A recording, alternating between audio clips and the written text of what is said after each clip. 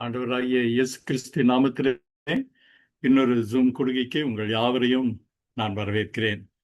அன்பானவர்களே, தொடர்ந்து நாம் 27வது வாரமாக யாத்திரை ஆகமத்திற்குள் இருக்கிறோம். நாம் திரும்ப சொல்லுகிற ஒரு காரியம் என்னவென்றால், நீங்கள் தொடர்ந்து இந்த நிகழ்ச்சிக்காக ஜெபம் பண்ணிக்கொள்ளுங்கள்.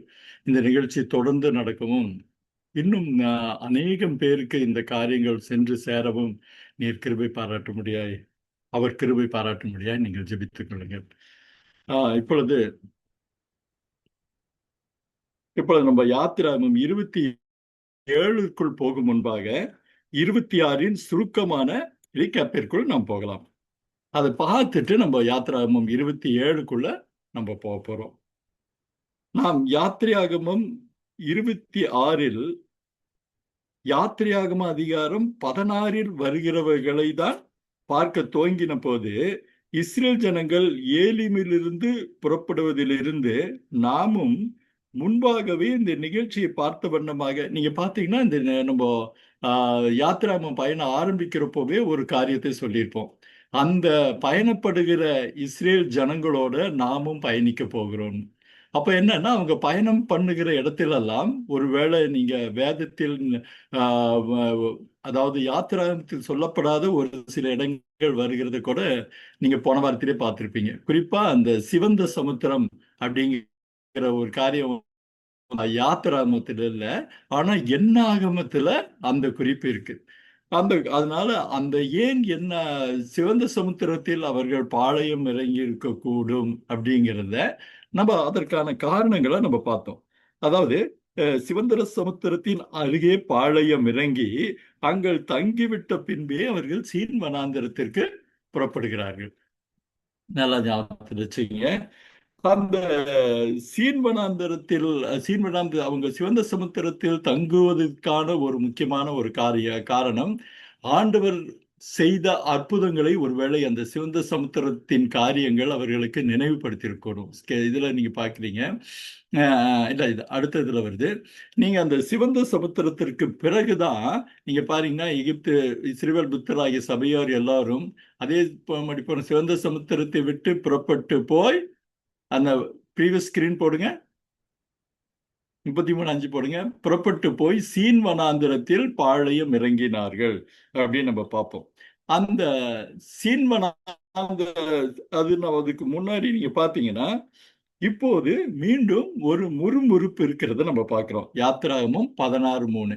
அதாவது முதல்ல அவங்க இருந்த முறுமுறுப்பு நமக்கு எல்லாருக்கும் ஞாபகம் இருக்கும். தண்ணீர் இல்லைன்னு மாறாவின் தண்ணீருடைய அந்த காரியம் ஒருவேளை இதை பார்க்கிறவர்கள் உங்க எல்லாருக்கும் ஞாபகம் இருக்கும்னு நான் நினைக்கிறேன். அடுத்தபடியாக உணவுக்காக அவர்கள் மிகவும் பரிதவிக்கிற ஒரு காரியம்.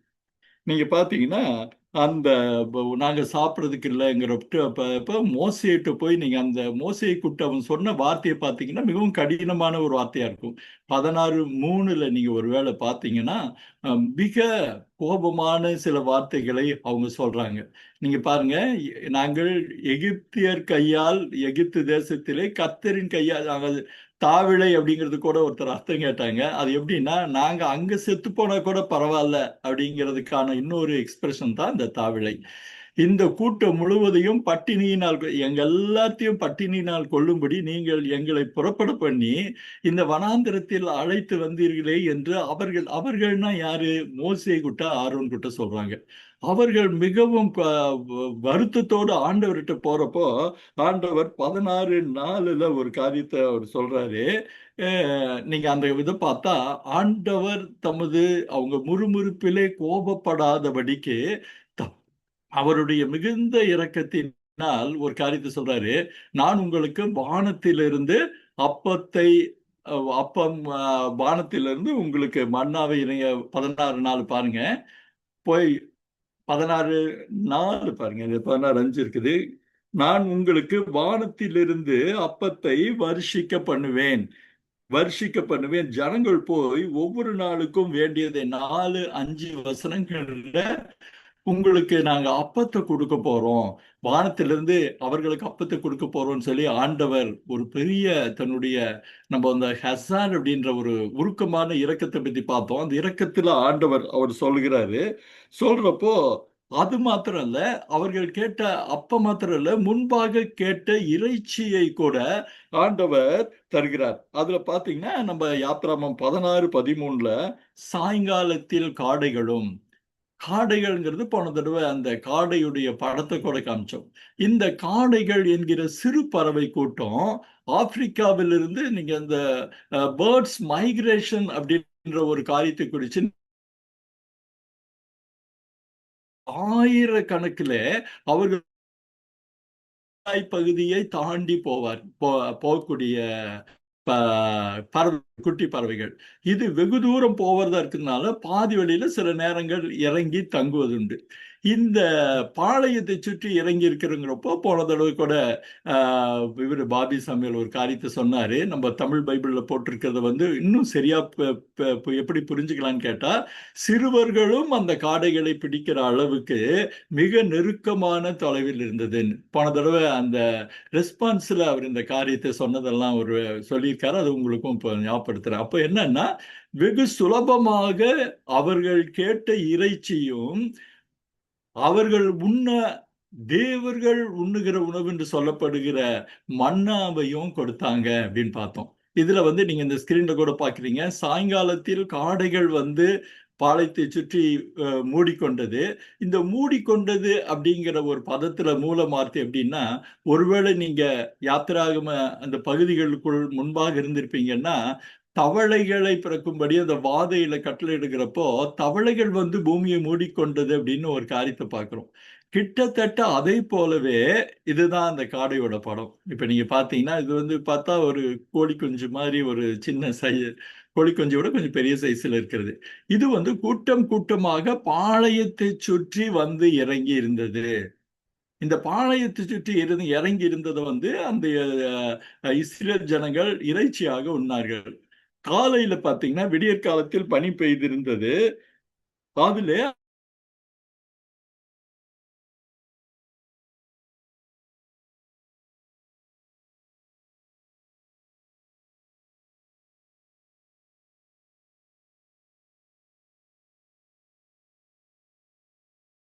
அது அவனவனுக்கு தேவைப்படுகிற அளவுக்கு அவன் குறைவாக எடுத்தாலும் அவனுக்கு திருப்தியா இருக்கும், அதிகமா எடுத்தவனுக்கும் அது வந்து இதா இருக்கும்னு சொல்லி அந்த ஒரு காரியத்தை நம்ம பார்த்தோம். அப்போ அவரவர் தேவைக்கு ஏற்ப கொடுக்கப்படுகிற மன்னா. இதுல ஒரு இன்னொரு ஆச்சரியமான விஷயம் என்னன்னு கேட்டீங்கன்னா, நீங்க அந்த ஒரு படத்தை கூட பாக்குறீங்க, மன்னா இருந்ததை பொறுக்கிறாங்க. இவர்கள் தேவைக்கு அதிகமாக எடுத்து வைத்தால் அது அழுகி போகும். உதாரணத்துக்கு சனிக்கிழமை வந்து பெய்கிற மன்னா வந்து அப்ப ஆண்டவர் சொல்றாரு, நீங்க ஒரு பங்கு அதிகமா எடுத்து வச்சுங்க. ஏன்னா அடுத்த ஓய்வு நாள் என்ற அன்னைக்கு, அதாவது ஓய்வு நாள் அன்னைக்கு அவர்கள் வெளியே போய் மன்னாவை சேகரிக்காதபடிக்கு அதற்கு முந்தின தினமே 2 மங்கு எடுத்து வச்சுங்கன்னு சொல்றாரு. இந்த மன்னா வருஷிக்கிற காரியம் 40 வருஷம் அளவும் தொடர்ந்ததுங்கிறது தான் ஒரு பெரிய விஷயம். ஏன்னா இஸ்ரேல் ஜனங்கள் 40 வருஷமா அந்த வனாந்திரத்தில் அலைந்து திரியிறாங்க. இந்த அலைந்து திரிகின்ற வருஷங்கள் எல்லாம் வானத்திலிருந்து மன்னாவை வருஷிக்க பண்ணி கர்த்தர் போஷிக்கிறார். அதுதான் ரொம்ப அற்புதமான ஆச்சரியமான ஒரு விஷயம். இதுல என்னன்னா போன தடவை மன்னாவுடைய நியூட்ரிஷனல் வேல்யூவை கூட நம்ம உங்களுக்கு காமிச்சோம். நீங்க அந்த பார்த்தீங்கன்னா அது ஏன் மன்னா அவ்வளோ ஒரு ஸ்பெஷல்னா, அவர்கள் நீங்க அந்த ஸ்கிரீன்ல பார்க்குறீங்க, calories, carbohydrates, protein, fat, dietary fibre, sugar அப்படின்ட்டுலாம் நம்ம பார்த்தோம். இது எதற்கு இதில் இருக்க ஒவ்வொன்றும் என்னன்னா, அவர்கள் 40 வருஷம் நடந்து சோர்ந்து போகாதபடிக்கு, அவர்கள் கால் தசைகள் தொய்ந்து போகாதபடிக்கு, அவங்க சொல்லப்போனா ஒரு ட்ரெக்கிங்கான ஒரு ஃபுட்டு மாதிரி எல்லா விதமான சக்திகளும் இருக்கிற ஒரு உணவாக இந்த மன்னா இருந்ததுன்னு சொல்லி பார்க்கணும். அதை பார்த்தா நம்ம ரொம்ப ஆச்சரியமா நம்ம சொன்னோம், ஆண்டவருடைய ஞானம் நம் புத்தி கெட்டாத ஒரு ஞானம். போன தடவை இதையும் மற்ற நம்ம சாப்பிடுற மன்னாவை கூட நம்ம கம்பேர் பண்ணின ஒரு அனாலிசிஸ் கூட கொடுத்தோம். சரி, இதோட நம்ம வந்து போன வாரத்தை முடிச்சோம். இனி வந்து யாத்ராகமம் 27வது பகுதிக்குள்ளாக நாம போக போறோம். இந்த 27வது பகுதிக்குள்ள போனாலும் மறுபடியும் நினைவூட்டுகிறோம், இது வந்து யாத்திராகமம் புத்தகத்தில் இருக்கிற 17வது அதிகாரத்தை முழுமையாய் சார்ந்திருக்கிற ஒரு பகுதி. இந்த 17வது அதிகாரத்தை தான் நம்ம முழுமையா நம்ம பார்க்க போறோம். இப்ப 17:1 நீங்க பாருங்க, இன்னொரு ஆச்சரியம் உங்களுக்கு காத்திருக்கு. 17:1 பாருங்க. இஸ்ரவேல் புத்திரராகிய சபையார் எல்லாரும் கர்த்தருடைய கட்டளையின்படியே சீன் வனாந்தரத்திலிருந்து புறப்பட்டு பிரயாணம் பண்ணி ரெபிதீமிலே வந்து பாளையம் இறங்கினார்கள். அங்கே ஜனங்களுக்கு குடிக்க தண்ணீர் இல்லாதிருந்தது. இதுதான் முதல் வசனம். ஆனா நீங்க இப்ப போன தடவை பார்த்த ஒரு காரியத்தை இப்பவும் பார்க்க போறோம். இந்த அவர்களது பயணத்தை பற்றின எண்ணாகம பகுதியை நம்ம பார்த்து அந்த பகுதியிலிருந்து சில விளக்கத்தை நம்ம எடுத்துக்க போறோம். யாத்திராகமம் 33, யாத்திராகமம் சாரி எண்ணாகமம் மன்னிக்கணும், எண்ணாகமம் 33, 12, 14 பாருங்க. அவர்களும் சீன் வனாந்தரத்திலிருந்து புறப்பட்டு போய் தொப்காவிலே பாளையம் இறங்கினார்கள். நல்லா ஞாபகத்தில் வச்சுங்க. இந்த வார்த்தையெல்லாம் வந்து ஒருவேளை நம்ம பெரும்பாலும் எண்ணாகமத்தை படிக்கிறது யாத்திராகமத்தை விட குறைச்சல் தான். நிறைய பேர் நான் கேட்ட வரைக்கும் ஒருவேளை விதிவிலக்கல் இருக்கலாம். அப்போ தொப்காவிலே பாளையம் இறங்கினார்கள். பிறகு தொப்காவிலிருந்து புறப்பட்டு போய் ஆலூசிலே பாளையம் இறங்கினார்கள். பிறகு ஆலூசிலிருந்தே புறப்பட்டு போய் ரெவிதீமிலே பாளையம் இறங்கினார்கள். அங்கே ஜனங்களுக்கு குடிக்க தண்ணீர் இல்லாதிருந்தது. இப்போ நம்ம யாத்திராகமத்துல இந்த 2 பெயர்கள் சொல்லப்படவில்லை. ஏன்னா நம்ம போன தடவையே இதை பற்றி தெளிவா சொல்லியிருக்கோம். யாத்திராகமத்தில் அவர்கள் பாளையம் இறங்கின இடங்களில் ஏதாவது ஒரு விசேஷங்கள் இருந்தா மாத்திரம்தான் யாத்திராகமத்துல அந்த இடம் சொல்லப்பட்டுச்சு. ஆனா எண்ணாகமத்தில் அப்படி இல்லை. அவங்க 40 வருஷமா எங்கெங்கெல்லாம் தங்குனாங்க, எங்கெங்கெல்லாம் போனாங்கங்கிற ஒரு விவரம் இருக்கிறதுனால இந்த இந்த இந்த புதிய தகவல் நமக்கு கிடைக்குது. அதாவது என்னன்னா, தொப்கான்னு ஒரு இடம், ஆலூஸ்ன்னு ஒரு இடம். இந்த 2 இடங்களும் சீனாய் மலைக்கு போகிற வழியில் இருக்கிற இடங்கள். இதுல நீங்க ஒரு ஆச்சரியமான ஒரு விஷயம் என்னன்னா, நீங்க தொப்காவை பத்தி நீங்க அகராதியில புரட்டினீங்கன்னா கூட தொப்கான்ற பெயர் இருக்காது. அதே மாதிரி அவர் ரொம்ப அழகா இன்னொரு காரியத்தை கூட சொன்னாரு. நீங்க வந்து இந்த என்சைக்ளோபீடியா பைபிள் அதுல கூட இந்த தொப்காவை பத்தி ஒரு தகவல்கள் இல்லை. ஸோ அதை பத்தி நம்ம ஏன் இதை பார்க்க போறோம்னு பார்க்கணும். நீங்க இந்த ஸ்கிரீன்ல பாக்குறீங்க. முதல்ல சீன் வனாந்திரம், பிறகு தொப்கா, பிறகு ஆலூஸ், பிறகு ரெவிதீம் அப்படின்ட்டு ஒரு காரியத்தை பார்க்கிறோம். இப்போ நம்ம ஏற்கனவே இந்த பகுதிகளை பற்றி வேதாகமத்திலும் குறிப்பு இல்லையே. அப்போ நம்ம இந்த பகுதியை பத்தி எங்க போய் தெரிஞ்சுக்கணும்? நீங்க வந்து பைபிள் டைரக்டரியில டிக்ஷனரியில பாத்தீங்கன்னா கூட தொப்கா பத்தின தகவல் இல்லையே, ஆலூஸ் பத்தின தகவல் இல்லையே. அதிலிருந்து என்ன இன்புட் நாம தெரிஞ்சுக்க முடியும் அப்படின்னு ஒருவேளை கேள்வி உங்களுக்கு வரதா இருந்தா அதற்கு சில ஆய்வு குறிப்புகள், ஆராய்ச்சி குறிப்புகள் இருக்கு. உதாரணத்துக்கு சார் காலின் ஹம்ப்ரி அப்படிங்கிறவர் வந்து இந்த யாத்திராகமத்தை பத்தி ஒரு மிக சிறப்பான நேரில் போய் சென்று ஆராய்ந்து அறிந்த ஒரு புத்தகத்தை எழுதியிருக்கிறார். Miracles in Exodus by sir Colin ஹம்ப்ரின்னு சொல்லிட்டு அந்த புத்தகத்துடைய பெயர். அந்த புத்தகத்துல இந்த இஸ்ரேல் ஜனங்கள் போன வழியை மிக தெளிவாக, மிக அழகாக அவர் வந்து ஆய்வு செய்யறத நம்ம பார்க்கிறோம். அப்போ இந்த இந்த பாத்தீங்கன்னா சீன் வனாந்தரத்திலிருந்து தொப்கா என்கிற போது இந்த தொப்கான்ற பகுதி சீன் வனாந்தரத்திற்கு வெளியே இருக்குங்கிறத நம்ம பார்க்கலாம். மிராக்கிள்ஸ் ஸ்கிரீன்ல அந்த படத்தை பார்க்குறீங்க. இந்த இந்த இந்த புத்தகம் தான் அது. ஒருவேளை யாத்திராகமத்துடைய ஒரு விஞ்ஞான பார்வையில யாத்திராகம வழியையும் யாத்திராகம காரியங்களையும் நீங்க பார்க்கணும்னு விரும்பினீங்கன்னா அந்த புத்தகத்தை பார்க்கலாம். இப்போ இந்த உங்க ஸ்கிரீன்ல காமிக்கிறவர் தான் சர் காலின் ஹம்ப்ரி அப்படின்னு. இவர் இன்றைக்கும் ஆக்ஸ்போர்ட் யூனிவர்சிட்டியில ஜியாலஜி ப்ரொஃபஸரா இருக்கிறாரு. அவருக்கு அந்த சர் பட்டமெல்லாம் கொடுத்துருக்குறாங்க. அவருடைய பல புத்தகங்கள், ரொம்ப வித்தியாசமான புத்தகங்கள் உண்டு. பல புத்தகங்கள் என்னிடத்தில் உண்டு. அவருடைய புத்தகத்தை ஸ்டார் ஆஃப் பெத்லகேம் அவர் எழுதின ஒரு ஆராய்ச்சி கட்டுரையை நாங்கள் தமிழ் படுத்தி இருக்கிறோம். தமிழ் படுத்தி புத்தகமாக போட்டிருக்கோங்கிறதெல்லாம் உங்களுக்கான ஒரு உபரி தகவல். அவரை காமிக்கிறதுனால அவருடைய அனுமதியின் பேரில் அவர் அனுமதிச்சு அது பண்ணாரு. அப்புறம் தான் இன்னும் அவர் சில புத்தகங்கள்லாம், ரொம்ப அழகான புத்தகங்கள்லாம் எழுதியிருக்கிறாரு. இதுல தான் இந்த தொப்கா பத்தியும் இந்த ஆலூஸ் பத்தியும் சில காரியங்கள் இருக்கு. இப்ப நம்ம அந்த தொப்கா இந்த 9 ஒரு காரியத்தை நம்ம தெளிவா புரிஞ்சுக்கணும். இந்த இஸ்ரேல் ஜனங்கள் பெரும் திரளான மக்கள்.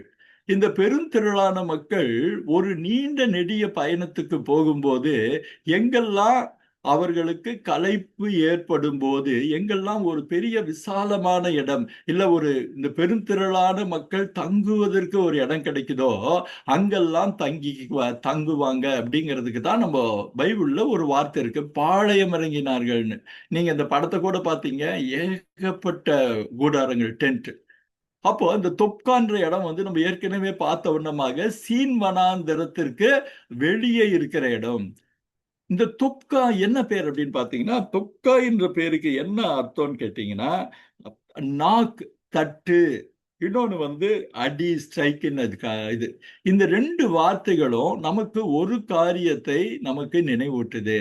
அது என்ன நினைவூட்டுதுன்னு கேட்டீங்கன்னா, அடிக்கிற, அதாவது மெட்டல், அதாவது நீங்க ஸ்கிரீன்ல கூட பாக்குறீங்க, மெட்டல், அதாவது இரும்பு வேலை செய்கிற இடம், அல்லது இப்படிப்பட்ட காரியங்கள் செய்கிற இடம்னு. ஏன் இந்த காரியங்களுக்காக இந்த இடம் பெயர் பெற்றதுன்னு கேட்டீங்கன்னா, இந்த பகுதியில் இருக்கிற லாவா, அதாவது இந்த நம்ம ஏற்கனவே சீனாய் மலையை நெருங்கிட்டு இருக்கோங்கிறத ஞாபகப்படுத்துறோம். அப்ப ஏற்கனவே வந்த சில எரிமலை குழம்புகள், எப்பவுமே எரிமலை குழம்புகள்ங்கிறது, லாவாங்கிற காரியம் வந்து செழிப்பை ஏற்படுத்துகிற ஒரு காரியம். நீங்க நிறைய பகுதியில் நீங்க பாத்தீங்கன்னா அந்த செழிப்பை ஏற்படுத்துறது இந்த லாவானால வர்ற ஒரு காரியம். அந்த இடத்திலே பல சுரங்கங்கள் இருந்தன. அந்த சுரங்கங்கள் கிடைக்கிற உலோகங்களை எடுத்து தட்டியோ இந்த இப்படியான பொருட்கள் செய்யப்படுகிற ஒரு இடம்தான் தொப்கா. நீங்க பாத்தீங்கன்னா அதோடைய 40 மைல் சுற்றளவுல ஒரு சுரங்க பகுதி இருக்கு. அப்போ இந்த சுரங்கம் இது தொடர்பான பகுதி இருந்ததுன்னா தொப்கா பகுதி ஓரளவு செழிப்பு, முழு செழிப்புன்னு சொல்ல முடியாது, மக்கள் வசிக்கும் இடமுமாக இருந்தது. இப்ப அவங்க எங்கிருந்து வராங்க? சீன் வனாந்தரத்திலிருந்து வராங்க. ஒருவேளை அவங்க ஏற்கனவே கொஞ்சம் உணவுப் பொருட்கள், தண்ணீர் எல்லாம் ஓரளவு திருப்தியா இருந்திருக்க முடியும். அப்போ இங்க இந்த தொப்கா பகுதியை பார்த்தவுடன் அவர்கள் பாளையம் இறங்கிக்கிறாங்க.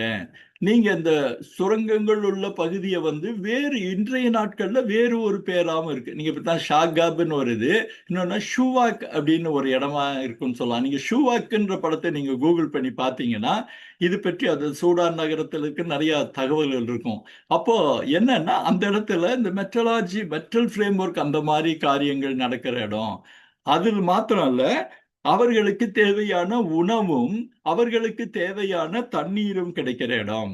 இப்போ நீங்க நம்ம அந்த ஒரு மேப் படத்தை பார்க்கலாம். முன்பு நீங்க பாத்தீங்கன்னா ஒரு மேப், இந்த இதுல இருந்து சீன் வனாந்தத்துல முதல்ல போட்ட ஒரு மேப் போடுங்கப்பா, முதல்ல போட்டது இல்ல அதுக்கு முன்னாடி போட்ட ஒரு மேப்பு. அந்த தொப்கா, ஆலூஸ், சீனாய் டெசர்ட் அப்படின்ட்டுலாம் அந்த படங்கள் இருக்கிற ஒரு படத்தை நம்ம பார்த்தோம். நீங்க பாத்தீங்கன்னா நீங்க இந்த படம் வந்து உங்களுக்கு ஒரு புரிதலுக்காக இருக்கிற ஒரு காரியம். நீங்க வந்து சூர் வனா, வைல்ட்னஸ் ஆஃப் சூர் அப்படின்னு போட்டிருக்குது. சூர் போடுறப்போ நீங்க பாத்தீங்கன்னா அவங்க எப்ப கிளம்புனாங்க அப்படின்ட்டு இருக்குது. படத்தை நீங்க பாத்தீங்கன்னா முதல்ல மாறா அப்படின்ற ஒரு வார்த்தை இருக்கும். மாறா கதை நமக்கு எல்லாருக்கும் தெரியும். மாறாவில் அவங்க கசந்த தண்ணீர் மதுரமானது, அவர்கள் தெரிந்திருந்து ஆண்டவர்களுக்கு ஒரு நியமத்தை கொடுத்ததெல்லாம் இருக்கும். அந்த வார்த்தைக்கு கீழ்ப்படிந்த நிமித்தம் உடனடியா அவங்க ஏலியம்க்கு வராங்க. அந்த கிரீன் கலர் படத்தை பாருங்க, ஏலியம்க்கு வராங்க. ஏலியம்ல அவர்களுக்கு 12 நீரூற்றுகளும் 70 பேரீச்ச மரங்களும் இருந்தது. அங்க வந்து அவர்கள் ரொம்ப ரொம்ப சமாதானமா, ரொம்ப சந்தோஷமா அவர்கள் கொஞ்ச நாள் ஓய்வு எடுத்திருந்திருக்க கூடும். அங்க ஓய்வு எடுத்துட்டு அங்கிருந்து தான் நீங்க பாத்தீங்கன்னா அந்த ஸ்கிரீன்ல பாத்தீங்கன்னா சிவந்த செகண்ட் ரெட் சி கேம்ப் இருக்கும். சிவந்த சமுத்திரத்தின் அருகே பாளையம் இறங்கினார்கள். இந்த பாளையம் இறங்கினது ஒருவேளை என்னன்னா ஆண்டவர் சொன்ன, ஏற்கனவே சிவந்த சமுத்திரத்திலிருந்து ஆண்டவர் தங்களை எப்படி காப்பாற்றினார்னு அந்த அலைகளை பார்க்கிறப்பெல்லாம் அவங்களுக்கு ஞாபகம் வரும். அந்த அலைகள் இந்த ஞாபகம் வரும்போதெல்லாம் அவர்களுடைய விசுவாசம் பலப்படும் அப்படிங்கிறதுக்காக ஒருவேளை அந்த சிவந்த சமுத்திரத்தின் அருகே போயிருக்கலாம். இதுக்கு நடுவில் இருக்கிற டிஸ்டன்ஸ் கூட ஒரு டென்டேட்டிவா போட்டிருக்கிறத நீங்க பார்க்கலாம். அவர்கள் 20 கிலோமீட்டர் நடந்த உடனே பார்த்தீங்கன்னா, முதல்ல 20 கிலோமீட்டர் நடந்த உடனே, அதாவது 20 கிலோமீட்டருங்கிறது கொஞ்சம் குறைய ஒரு நாள் அல்லது 2 நாள் ஆகலாம். 1.5 நாள் நம்ம கூட சொல்லலாம், 2 நாள் ஆகலாம். திரும்ப நீங்க பாத்தீங்கன்னா திரும்ப ஒரு 2 நாள்ல அவங்க சீன் வனாந்திரத்திற்கு போகிறார்கள். அங்க தேதி கூட போட்டிருக்காங்க பாருங்க, டேஸ் 31 to 38ன்னு. அங்கிருந்து மறுபடி 22 கிலோமீட்டர் தூரத்தில் உள்ள தொப்காவுக்கு போகிறார்கள். ஏன்னா இங்க பாத்தீங்கன்னா சிவந்த சமுத்திரத்தை அந்த பாதை பூகோள ரீதியாக நல்ல பாதை. என்னன்னு கேட்டா தண்ணீர் ஈஸியா கிடைச்சிருக்கலாம், மற்ற வசதிகள் ஈஸியா கிடைச்சிருக்கலாம். கொஞ்சம் சிரமமான பகுதி எதுன்னு கேட்டீங்கன்னா சீன் வனாந்தர பகுதி. சீன் வனாந்தர பகுதி பத்தி சொன்னப்போ ஒரு காரியத்தை சொன்னோம். அந்த சூர் வனாந்தர பகுதி மாதிரி பெரிய வறண்டு போன பாதைகள் அல்ல. இது கொஞ்சம் சீனாய் மலையை நெருங்கிறதுனால கொஞ்சம் கொஞ்சம் பச்சைகள் அங்கங்க தெரிகிற காரியம், தண்ணீர் கிடைக்கிற ஒரு காரியங்கிறதுனால சீன் வனாந்தரத்தின் பயணங்கள் அவ்வளவு சிரமமா இருக்காது. அதனால 22 கிலோமீட்டர் போய் தொப்காவில் 39வது நாள் அன்னைக்கு அவங்க வந்து பாளையம் இறங்குறாங்க. இந்த பாளையம் இறங்குற அந்த தொப்கா நம்ம ஏற்கனவே சொன்ன வண்ணமாக அந்த சுரங்க பகுதிகள் அது இதுன்னு இருக்கிறதுனால அங்கே மக்களும் இருக்கிறதுனால அவர்களுக்கு போதுமான உணவுகள் கிடைச்சிருக்கலாம். போதுமான உணவும் தண்ணீரும் கிடைச்சிருக்கும். அப்போ அவர்கள் அதற்கு பிறகு வந்து 2 நாட்களோ 3 நாட்களோ ஓய்வு எடுத்திருந்திருக்க கூடும். அந்த லிஸ்ட் கூட நாங்க ப்ரிப்பேர் பண்ணி வச்சோம். அது ரொம்ப எலாபரேட்டா போகுது அப்படிங்கிறதுனால காளி நம்பி சொல்றாரு அங்க 3 நாள் தங்கினாங்கன்ட்டு. அப்போ 3 நாள் தங்கி அவங்க தங்களை நல்லா ரெஃப்ரெஷ் பண்ணதுக்கு அப்புறம் அங்கிருந்து ஆலூஷ் என்ற பகுதிக்கு போறாங்க. இந்த ஆலூஸ் வந்து சீனாய் வனாந்தரத்திற்கு போகும் முன்பாக அவர்கள் தங்கக்கூடிய அல்லது தங்கின இடம் ஆலூஸ் அப்படின்னு. நீங்க பாருங்க, தொப்கால இருந்து கிளம்பி 23 கிலோமீட்டர் தூரத்தில் உள்ள ஆலூஸ் என்ற பகுதிக்கு அவங்க போறாங்க. 2 நாள்னு போட்டிருக்கு. 41 அவங்க போறதுக்கு 40 டே 41ல அவங்க அங்க போறாங்க. அந்த ஆலூஷ் எங்கன்னு பாத்தீங்கன்னா, ஆலூஷிலே அவர்கள் தங்குவதற்கான ஒரு முக்கியமான ஒரு காரணம், அங்கு நீரூற்றுக்கள் தண்ணீர் வசதிகள் அதிகமாக இருக்கிற ஒரு இடம். எப்படி இருக்கிற இடம்னு கேட்டீங்கன்னா, நீங்க இந்த மலைப்பகுதிகளில் நீங்க பாத்தீங்கன்னா நிறைய இடத்துல வாடிஸ் இருக்கும். வாடிஸ்னா ஒண்ணும் இல்லை, நீங்க அந்த 2 மலைப்பகுதிக்கு நடுவுல போகிற பகுதி வந்து வாடிஸ்ன்னு இருக்கும். அதாவது இந்த சைடு ஒரு மலை, அதாவது நம்ம மலைகளுக்கு நடுவே போகிற இடம் வாடிஸ் அப்படின்னு சொல்லுவாங்க. நீங்க பாக்குறீங்க இடப்பக்கம் ஒரு மலை இருக்கு, வடப்பக்கம் ஒரு மலை இருக்கு, நடுவில் போகிற பாதைக்கு அவர்களுடைய பாஷையில வாடிஸ்ன்னு பேர். இது ஒரு பெரிய வழி. ஆனா இந்த மாதிரி இல்ல. நீங்க பாத்தீங்கன்னா இந்த வாடிஸ் போற வழியில அவர்கள் மறுபடி தண்ணீர் வசதியை, தண்ணீர் தேவைகளை பூர்த்தி செய்து கொள்வதற்கும் மற்ற உணவு தேவைகளை பூர்த்தி செய்வது கொள்வதற்குமான இடமாக நீங்க பார்த்திருக்கலாம். இங்க பாத்தீங்கன்னா அந்த இடத்த ஹல் ஆலூஸ் வாடி பள்ளத்தாக்கு அப்படின்னு அந்த பேர் நீங்க ஸ்கிரீன்ல போட்டதை பார்த்தீங்க. பார்த்தா அப்ப இதுவும் வந்து அவர்களுக்கு மிக அந்த ஜனங்களுக்கு கொஞ்சம் ரிலாக்ஸ் பண்ணி கொள்ளிக்கூடும். நீங்க இந்த ஃபர்ஸ்ட் படத்தை பார்த்தீங்கன்னா 2 வாடிஸ்க்கு நடுவில் இருக்கிற நிறைய படங்கள், இந்த படத்தை ஸ்கிரீன்ல கூட பார்த்தீங்கன்னா அந்த வாடி அல் ஹசா அப்படின்னு ஒரு வாடிஸ் பார்க்கலாம். இது வந்து ரொம்ப குறுகலா இருக்கு. ஆனா இன்னும் நிறைய படங்கள் பார்த்தீங்கன்னா அந்த 2 மலைப்பகுதி நடுவில் இருக்கிறது. இது என்னன்னா அங்கங்க தண்ணீர் வந்திருக்கிறது நிமித்தம் அந்த வாடிஸ் பகுதியில் இருக்கிற நீரூற்றுக்கள் ஒருவேளை ஃப்ரெஷ்ஷா இருக்கும். இன்னொரு முக்கியமான ஒரு காரியம் என்னன்னா, இந்த பகுதிகளில உங்களுக்கு இந்த இளவேநீர் காலம் ஏப்ரல் மே மாதங்கள்ல தான் மழை இருக்கும். அதிகமா மழை இருக்குமா என்னன்னு தெரியாது. ஆனா ஒவ்வொரு முறை மழை இருக்கும் போதும் அந்த நீரூற்றுக்கள் புதுப்பிக்கப்படும் அல்லது உயிர்ப்பிக்கப்படும். அந்த உயிர்ப்பிக்கப்படுற அந்த காரியங்கள் அப்ப என்ன பண்றாங்க, அவங்க ஆலூஸ்ல அவங்க தங்குறாங்க. தங்கி பாளையம் இறங்குறாங்க, தங்கி தண்ணீர் இதெல்லாம் நிரப்பிக்கிறாங்க. நிரப்பி இவங்க மறுபடி எங்க போறாங்கன்னு கேட்டீங்கன்னா, நமக்கு யாத்திரை ஆகமத்திலையும் சரி எண்ணாகமத்திலையும் சொல்லப்படி ரெபிதீம் அப்படின்ற ஒரு இடத்துக்கு போறாங்க. இந்த ரெபிதீம் மிக மிக முக்கியமான ஒரு இடம். பல பேருக்கு இந்த நடுவில் ஆலோசனை தெரியாது, மற்ற காரியமும் தெரியாது. ஆனா இங்கிலீஷ்ல பாத்தீங்கன்னா ரெஃபிடீம் அப்படின்னு போட்டிருப்பாங்க. இந்த ரெஃபிடீம் வந்து கிறிஸ்தவ வாழ்க்கையிலும் சரி மற்ற காரியத்திலும் சரி மிக முக்கியமான ஒரு இடம். இங்க நீங்க பாத்தீங்கன்னா இன்னொரு படம் நீங்க பார்க்கலாம். இந்த ஷூர் ஈத்தம் ரெட் சீன் போட்ட இன்னொரு மேப் இருக்கு. மேப்ல வந்து இந்த இதை தாண்டி தான் ரெவிதீமை தாண்டி தான் அவங்க வந்து அங்கே இறங்குகிறார்கள். இந்த ரெவிதீமை தாண்டி அவர்கள் எங்க போகணும்னு கேட்டீங்கன்னா சீனாய் வனாந்திரத்திற்கு போக வேண்டும். இந்த ரெஃப்யூஜிமை தாண்டி இப்போ ஒரு முக்கியமான ஒரு தெளிவை வந்து நான் உங்களுக்கு எல்லாம் சொல்லணும்னு ஆசைப்படுறேன். என்னன்னா, சீன் வனாந்திர பகுதிக்கும் சீனாய் வனாந்திரமும் ஒன்று அல்ல.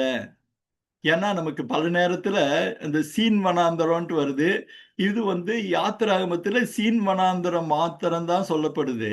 சீனாய் வனாந்தரம் 19:1 தான் சொல்லப்படுறாங்க. நீங்க நல்லா ஞாபகத்துல வச்சுங்க. இங்க இந்த படத்துல காமிக்கிறாங்க. சீன் வனாந்திரம் வேறு, சீனாய் வனாந்திரம் வேறு. யாத்திராகமத்துல 19ல தான் சீனாய் சீனாய் வனாந்திரத்தை தாண்டி தான் சீனாய் மலைக்கு அவங்க போறாங்க. நம்ம எப்படி குழம்பிக் கொள்ளக்கூடாதுன்னா சீன் வனாந்தரமும் சீனாய் வனாந்தரமும் ஒன்றுன்னு நம்ம நினைச்சிடக்கூடாது. அதுக்காக தான் இந்த தெளிவு. அப்போ இந்த சீன் வனாந்தரத்திற்கும் சினாய் வனாந்தரத்துக்கும் நடுவுல இந்த 3 பாளையம் இறங்குகிற காரியம் இருக்கு. ஒன்னு நம்ம பார்த்தோம், தொப்கா, ஆலூஸ், அப்புறம் ரெவிதீம். இது 3. அப்போ அந்த சீனாய் வனாந்தரத்தை நம்ம ஏற்கனவே பார்த்தோம். நீங்க இந்த 17:2 பாருங்க. யாத்திராகமம் 17:2. அப்பொழுது மோசே இந்த ரெவிதீம் அப்படிங்கிற காரியத்தை நம்ம பார்த்தோம். அப்பொழுது இது வந்து இந்த பகுதி மிக மிக முக்கியமான பகுதி. ஏன்னா இப்ப வந்து அவங்க நல்லா அதாவது போதுமான தண்ணீர் வசதியோட, மற்ற வசதியோட, மற்ற காரியங்களோட வந்து அவங்க தொப்காவில் இருந்துட்டாங்க, ஆலூஸ்ல இருந்துட்டாங்க. ரெவிதீமுக்கு வந்தவுடன் அங்கே தண்ணீர் இல்லை. இதை வந்து நீங்க ரொம்ப முக்கியமா கவனிக்க வேண்டிய ஒரு காரியம். தண்ணீர் இல்லை. இப்போ பல பேருக்கு ஒரு இது இருக்கும், எப்ப பார்த்தாலும் தண்ணீர் இல்லை தண்ணீர் இல்லைன்றாங்களே, என்ன ஒரு காரியம், வர்றப்பவே எடுத்துக்கொண்டு வர வேண்டியதானு ஒருத்தர் வந்து கேள்வி கேட்டாங்க. இது என்ன ஒரு பெரிய பிரச்சனைன்னு கேட்டீங்கன்னா, இவர்களுக்கு மாத்திரம் தண்ணீர் இல்லை, இவர்களோடு வருகிற ஏகப்பட்ட கால்நடைகளுக்கும் தண்ணீர் வேணும். அதுதான் ரொம்ப ரொம்ப முக்கியம். ஒரு மனுஷன்னா ஒரு சின்ன ஒரு அந்த தோலால் ஆன துருத்தியில வந்து தண்ணி எடுத்துக்குவாங்க, அவங்க குடிச்சுக்குவாங்க, தங்கிக்குவாங்க. ஆனா அவர்களோடு நடந்து வருகிற கால்நடைகளுக்கு தண்ணீர் இல்லைன்னா அதுங்க சோர்ந்து போனாலோ படுத்து போனாலோ அவங்களுக்கு ஒரு பெரிய பிரச்சனை. பாருங்க, அந்த 17:3 அவங்க சொல்ற காரியத்தை பாருங்க. ஜனங்கள் அவ்விடத்திலே தண்ணீர் தவளமாய் இருந்தபடியால், தவளம்னா கஷ்டமா கிடைக்காது இருந்தபடியால், மோசேக்கு விரோதமாய் முறுமுறுத்து, நீர் எங்களையும் எங்கள் பிள்ளைகளையும் ஆடு மாடுகளையும் தண்ணீர் தவனத்தினால் கொன்று போட எங்களை எகிப்திலிருந்து ஏன் கொண்டு வந்தீர் என்றார்கள். நீங்க பாத்தீங்கன்னா ஜனங்களுடைய மனநிலை இப்படியாதான் இருக்கு. ஏன்னா மாறாவில் தண்ணீரை கிடைச்ச உடனே உனக்கு ஐயோ ஆண்டவருடைய அற்புதத்தை பார்த்து அவங்க ரொம்ப ஆச்சரியப்பட்டு ரொம்ப பிரமிச்சாங்க. அப்புறம் அவங்களுக்கு அந்த உணவு கிடைச்சப்பவும் அந்த காடுகள்லாம் வந்தப்பவும் ஆஹா ஆண்டவர் எவ்வளோ நல்லவர் அப்படி இப்படின்ட்டு இருந்தாங்க. மோசேயுடைய தலைமைத்துவத்து மேல அவங்களுக்கு ஒரு பெரிய சந்தோஷமும் நம்பிக்கையும் இருந்தது. ஆனா இப்ப என்ன ஒரு பிரச்சனைன்னா, இந்த ரெவிதீம்ல அவர்களுக்கு தொப்காவிலையும் ஆலூசிலையும் கிடைத்த தண்ணீர் கிடைக்காதது நிமித்தம், நல்லா கவனிங்க, தொப்காவிலும் ஆலூசில், ஏன்னா இந்த பேர் நமக்கு ரொம்ப பரிச்சயமில்லாத பேருங்கிறதுனால திரும்ப அழுத்தம் திருத்தமா சொல்றேன். தொப்காவிலும் ஆலூசிலும் அவர்களுக்கு கிடைத்திருந்த தண்ணீர் கிடையாதபடிக்கு. இப்போ உணவு ஒரு பிரச்சனை இல்லை, அதுவும் நம்ம தெளிவா புரிஞ்சுக்கணும். ஏன்னா நம்ம போன பகுதியில நம்ம பார்த்தோம், ஆண்டவர் அவர்களுக்கு 40 வருஷம் அளவும் வானத்திலிருந்து மன்னாவை வருஷிக்க பண்ணினார். அப்போ அவங்களுக்கு சாப்பாடு இப்பெல்லாம் ஒரு பிரச்சனை இல்லை. ஆனா அந்த ரெவிதீம்ல என்ன ஒரு பிரச்சனை, தண்ணீர் பிரச்சனை. அவர்களுக்கு மாத்திரம் இல்ல, அவர்கள் கூட்டி வந்த ஏராளமான கால்நடைகளுக்கும் தண்ணீர் பிரச்சனையா இருந்தது. இந்த தண்ணீர் பிரச்சனை எந்த அளவுக்கு உச்சகட்டமா போச்சுன்னா, அவர்கள் ஆண்டவர் செய்த நன்மைகளை எல்லாம் மறந்து போனவர்களாய் திரும்ப அவர்கள் பயன்படுத்துற வார்த்தையை பாருங்க, எங்களை கொல்லவா கூட்டி கொண்டு வந்தீர்கள் அப்படின்னு. மோசேக்கும் அவர்களுக்கும் ஒரு வாக்குவாதம் நடந்திருக்க வேண்டும். ஆனா இதுல வந்து அந்த வாக்குவாதம் யாத்திராகமத்துல மோசே எழுதல. ஆனா 17:4 பாருங்க, அந்த வாக்குவாதம் நடந்த பிறகு மோசே மனம் வெதும்பி போய் கர்த்தரை நோக்கி கூப்பிட்டு, இந்த ஜனங்களுக்கு நான் என்ன செய்வேன், இவர்கள் என் மேல் கல்லெறிய பார்க்கிறார்களே என்றான். அப்ப என்ன நடந்திருக்கும்? அவங்க முதல்ல சொன்னாங்க இல்லையா, எங்களை இங்க சாகுவா கூப்பிட்டு என் கால்நடை என்ன பண்ணுவீங்கன்னு. அந்த வாதம் பெருமளவு தொடர்ந்து இருக்கணும். அந்த வாதங்களுடைய உச்சத்துல அவங்க மோசேயுடைய தலைமைத்துவத்திற்கு எதிராக குரலை எழுப்பி இருக்கணும். எந்த அளவுக்குன்னு கேட்டா, மோசேயை அழிக்க பார்க்கிறார்கள், கல்லெறிய பார்க்கிறார்கள் சொல்றது எனக்கு விரோதமா எழும்பிட்டாங்கன்ற அர்த்தத்துல நம்ம புரிஞ்சுக்கிறது நல்லது. அப்போ ஆண்டவர்கிட்ட போய் அவன் அழுகிறான். ஒருவேளை அவனுடைய சோர்வும் அவனுடைய மனவேதனையும் நம்மால நிச்சயமா புரிஞ்சு கொள்ள முடியும். அவனுடைய வார்த்தைகளில் தெரிகிற அந்த விரக்தியை பாருங்க. இந்த ஜனங்களுக்கு நான் என்ன செய்வேன்? இவங்களை நான் என்ன ஆண்டவரே பண்ணுவேன்? இவங்க என் மேல் கல்லெறிய பார்க்கிறார்களேன்னு சொல்லி புலம்புகிறான் ஆண்டவரிடத்துல. இப்பவும் பாருங்க, இரக்கம் மாறாத, அதாவது அசாட் என்ற அன்பிலே நிலைத்திருக்கிற கடவுள் வேற எதுவும் சொல்றது இல்ல. ஒரே ஒரு காரியத்தை சொல்றாரு. இஸ்ரவேல் மூப்பரில் சிலரை கூட்டிக் கொண்டு, நீ நதியை அடித்த உன் கோலை உன் கையில் பிடித்துக் கொண்டு ஜனங்களுக்கு முன்பாக நடந்து போ. அவனுக்கு உடனே சொல்றாரு, அந்த ஒரு தீர்வு சொல்றாரு. நீங்க 17:6 பாருங்க. அங்கே ஓரேபிலே நான் ஒரு பாருங்க, ஓரேபிலே நான் உமக்கு முன்பாக கன்மலையின் மேல் நிற்பேன். அந்த கன்மலையை அடி, அப்பொழுது ஜனங்கள் குடிக்க அதிலிருந்து தண்ணீர் புறப்படும் என்றார். இந்த கன்மலை, இந்த ரெபிதீம்ங்கிறப்பவே நமக்கு ஞாபகம் வர்றது இந்த கண்மலை தான். நீங்க அந்த ஏஐ படத்துல பாக்குறீங்க அந்த கண்மலை இவ்வளவு இதுன்ட்டு. இந்த இடத்திலே மிக 2 அற்புதமான காரியங்கள் நடக்கிறத பார்க்கிறோம். ஏன்னா ஒரு அந்த கண்மலை நீங்க பாத்தீங்கன்னா டேக்ஸ் பைபிள்ல பாத்தீங்கன்னா இந்த கண்மலையை பற்றி பல ஆய்வுகள் சொன்னப்போ ஒரு ஆய்வு இருக்குது. எந்த வச்சு இந்த அளவு பார்த்தாங்க அப்படின்ட்டு எனக்கு தெரியல. ஆனா அந்த டேக்ஸ் பைபிள்ல இந்த குறிப்பு இருக்கு. இந்த பெரிய கண்மலையுடைய உயரம் நீங்க பாத்தீங்கன்னா 12 அடி உயரம், அகலம் 10 அடி, அதோடைய நீளம் 15 அடி. நீங்க பார்க்கலாம். ஒருவேளை இந்த அளவுகள் உங்க மனசுல ஒரு பெரிய பிம்பத்தை ஏற்படுத்தினா ஒரு பெரிய பிரம்மாண்டமான இதாக இருக்குன்னு நம்ம பார்க்கிறோம். இந்த பகுதிகளில நீங்க என்னன்னு கேட்டீங்கன்னா, இந்த கண்மலைகள் நிறைய இடத்துல ஏகப்பட்ட தண்ணீரை உள்ளே உறிந்து வைத்திருக்கும்னு சொல்லி ஜியாகிரபி நமக்கு சொல்லுது. ஆனா இங்க அந்த ஜியாகிரபி நம்ம பார்க்கல. நம்ம என்னன்னா, ஆண்டவர் அப்படியான ஒரு பெரும் தண்ணீர் உள்ள ஒரு இடத்தை மோசேக்கு அடையாளம் தெரியாது. ஆனா ஆண்டவருக்கு தெரியும். ஆண்டவர் கூட்டி கொண்டு போகிறார். அவர்கள் தேவை எல்லாவற்றையும் அறிந்திருக்கிற ஆண்டவர் என்ன சொல்றாரு? நாங்க அந்த கண்மலையின் மேல் நிற்பேன், நீ அந்த கண்மலையை அடி அப்படின்னு. அப்போ மோசே அதே மாதிரி அடிக்கிறான். அங்கிருந்து ஒரு நீர் புறப்பட்டது. நீங்க பாத்தீங்கன்னா இதுல ஒரு சின்னதா என்னமோ பைப்பு, ஒரு பைலர் திறந்து விட்ட மாதிரி இருக்குது. ஆனா எப்படியாக இருந்திருக்க முடியும்னா, நீங்க எந்த அளவுக்கு இருந்திருக்குன்னு கேட்டா, இப்போ ஒரு வீடியோ இப்போ உங்களுக்கு போட்டு காமிப்பாங்க அந்த தண்ணீர் பெருகிற வீடியோ. அந்த வீடியோவை நீங்க பாத்தீங்கன்னா உங்களுக்கு புரியும். எந்த அளவுக்கு இருந்துச்சுன்னு கேட்டா, நமக்கு ஏற்கனவே சொன்ன வண்ணமாக இதோ அந்த மன்னாவிலே திருப்திப்பட்ட அந்த அதிலிருந்து இந்த குட்டி வீடியோ ஆரம்பிக்குது. இதுதான் அந்த மன்னா. நீங்க பாத்தீங்கன்னா சின்ன உருண்டை உருண்டையா இருக்கும். இது எடுத்து அவங்க சேர்த்து வைக்கிறாங்க. இந்த வீடியோல அதெல்லாம் சேர்ந்ததுனால அதுவும் ஒரு டைம் உங்களுக்கு ஞாபகப்படுத்தலான்னு. அவர்களின் உணவு தேவைகளை சந்திக்கிற ஆண்டவர், தினசரி சந்திக்கிற ஆண்டவர், அன்றாடம் சந்திக்கிற ஆண்டவர். பாருங்க, அதை வச்சு அவங்க என்ன பண்றாங்க? காலையில அப்பம் சுட்டுக்கிறாங்க, அதை விதவிதமா வேக வச்சு சாப்பிடுறாங்க, எல்லாம் பண்றாங்க. அந்த நன்றி இல்லாதபடிக்கு இப்போது ரெபிதீமிலே தண்ணீர் இல்லை என்று சொன்ன உடனே அவங்க எல்லாம் மோசேக்கு விரோதமாக கலகம் செய்கிறதை அல்லது குரல் எழுப்புகிறது நீங்க படத்தை பாக்குறீங்க. ஆண்டவர் சொல்றாரு, நீ போ, நான் ஒரு கண்மலையை உனக்கு காட்டுவேன்னு சொல்றாரு. மோசே முன்பாக நடக்கிற காரியத்தை நீங்க பாக்குறீங்க. அந்த கண்மலையின் மேல் மோசே அடிக்கிறாரு. அடிச்ச உடனே நீங்க பாத்தீங்கன்னா என்ன நடக்குது? நீர் ஊற்று, சொல்ல போனா குட்டி நீர்வீழ்ச்சின்னு சொல்லலாம்.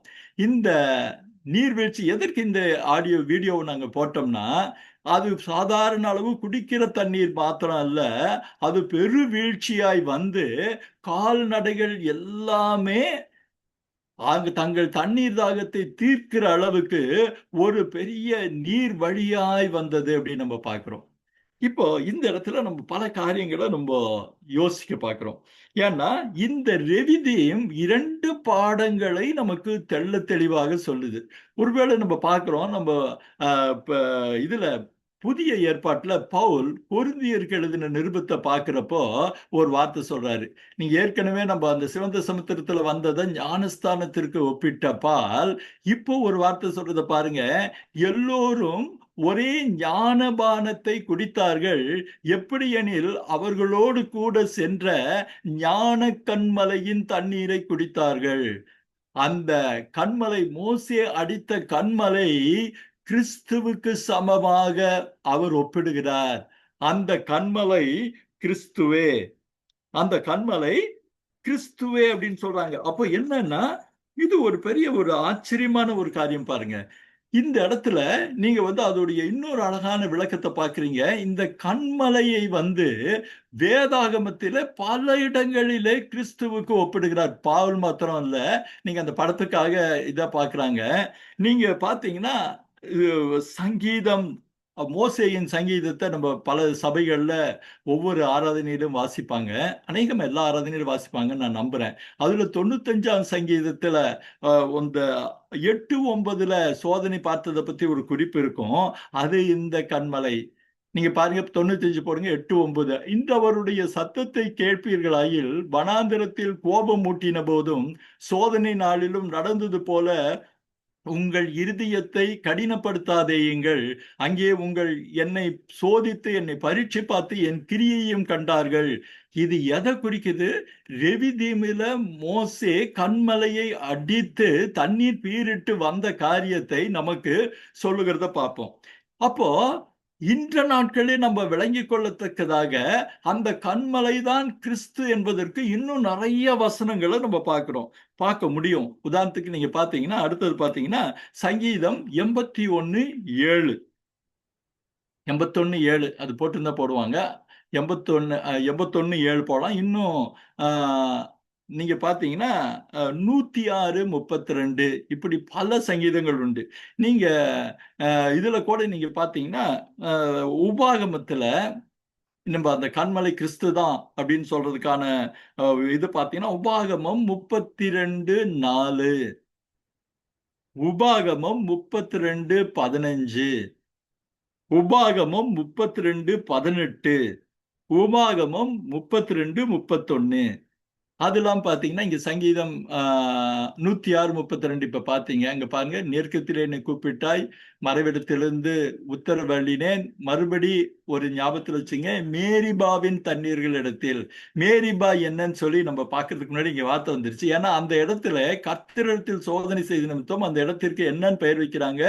மாசா மேரிபா அப்படின்னு நம்ம பேர் வைக்கிறத பார்க்கிறோம். பரீட்சை பார்த்தது நிமித்தம் அவன் அந்த ஸ்தலத்திற்கு மாசா என்றும் மேரிபா என்றும் பெயரிட்டான். அப்போ நீங்க திரும்ப உபாகம் 33:8 பாருங்க. நீ மாசாவிலே பரீட்சை பார்த்து மேரிபாவின் தண்ணீர்களிடத்தில். இது மோசே இஸ்ரவேல் கோத்திரங்களுக்கு ஆசீர்வாதம் சொல்லுகிற ஒரு பகுதி.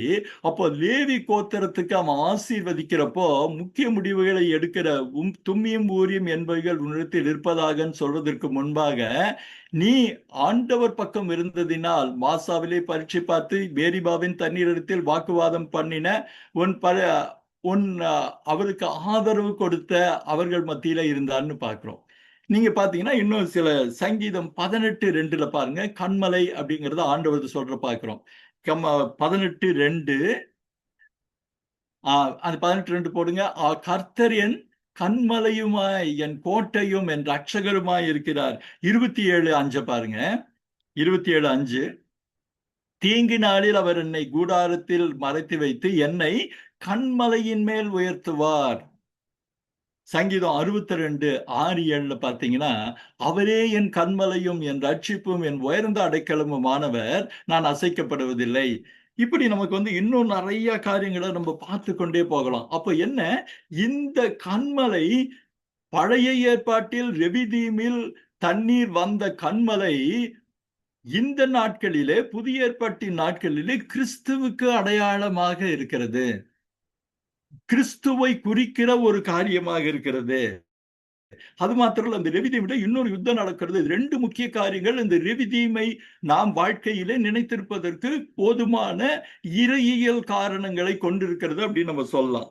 நீங்க பாத்தீங்கன்னா இந்த கண்மலை, இந்த கண்மலையில நம்ம அவர் நமக்கு போதுமானவராய் இருக்கிறார். நீங்க அந்த படத்துல இருக்கிற அந்த வரிகள் எல்லாம் பாத்தீங்கன்னா நல்லா இருக்கும். ஒருவேளை அந்த லெட்டர்ஸ் எல்லாம் உங்களுக்கு தெளிவா தெரியும், உங்க மொபைல்ல தெளிவா தெரியுமான்னு தெரியல. இதை நீங்க தேவைப்படுறவங்க அந்த பிபிடியில் இந்த படத்தை வாங்கிக்கிங்க. அந்த ஹீப்ரூ லெட்டர்ல அவர் கண்மலை, அவர் பாறை, அவர்னு சொல்லிட்டு அவருக்கு இந்த மலை தொடர்பாக சொல்லப்பட்ட அநேக காரியங்கள் அங்கே இருக்கிறத நம்ம பார்க்கிறோம். அப்போ இந்த கண்மலை, இந்த ரெவிதீமில தான் இன்னும் என்ன புறப்படுதுன்னு கேட்டா, மனுஷனுடைய பலவீனம் வெளிப்பட்டாலும் தேவனுடைய கிருபையும் பெருகுவதை நம்ம பார்க்கிறோம். ஏன்னா அவர்கள் கோபத்தின் நிமித்தம் ஆண்டவர், அவர்கள் அவ்வளவு மோசமா முறுமுறுத்த நிமித்தம் ஆண்டவர் அவர்களை கோபிக்காதபடிக்கு அவருக்கு அந்த கிருபையை கொடுக்கிறார்.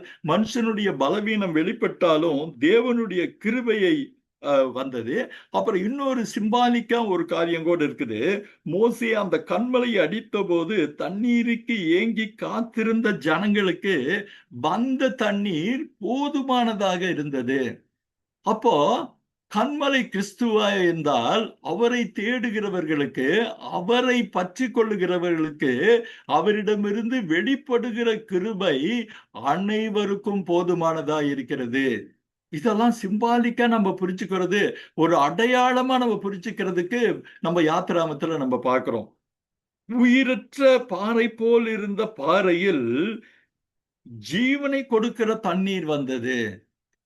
இத பலவிதமான பரிமாணத்துல, பலவிதமான கோணத்துல நம்ம பார்த்தோம்னா இந்த ரெவிதீம் நமக்கு ஒரு பெரிய ஆச்சரியமான ஒரு காரியம்.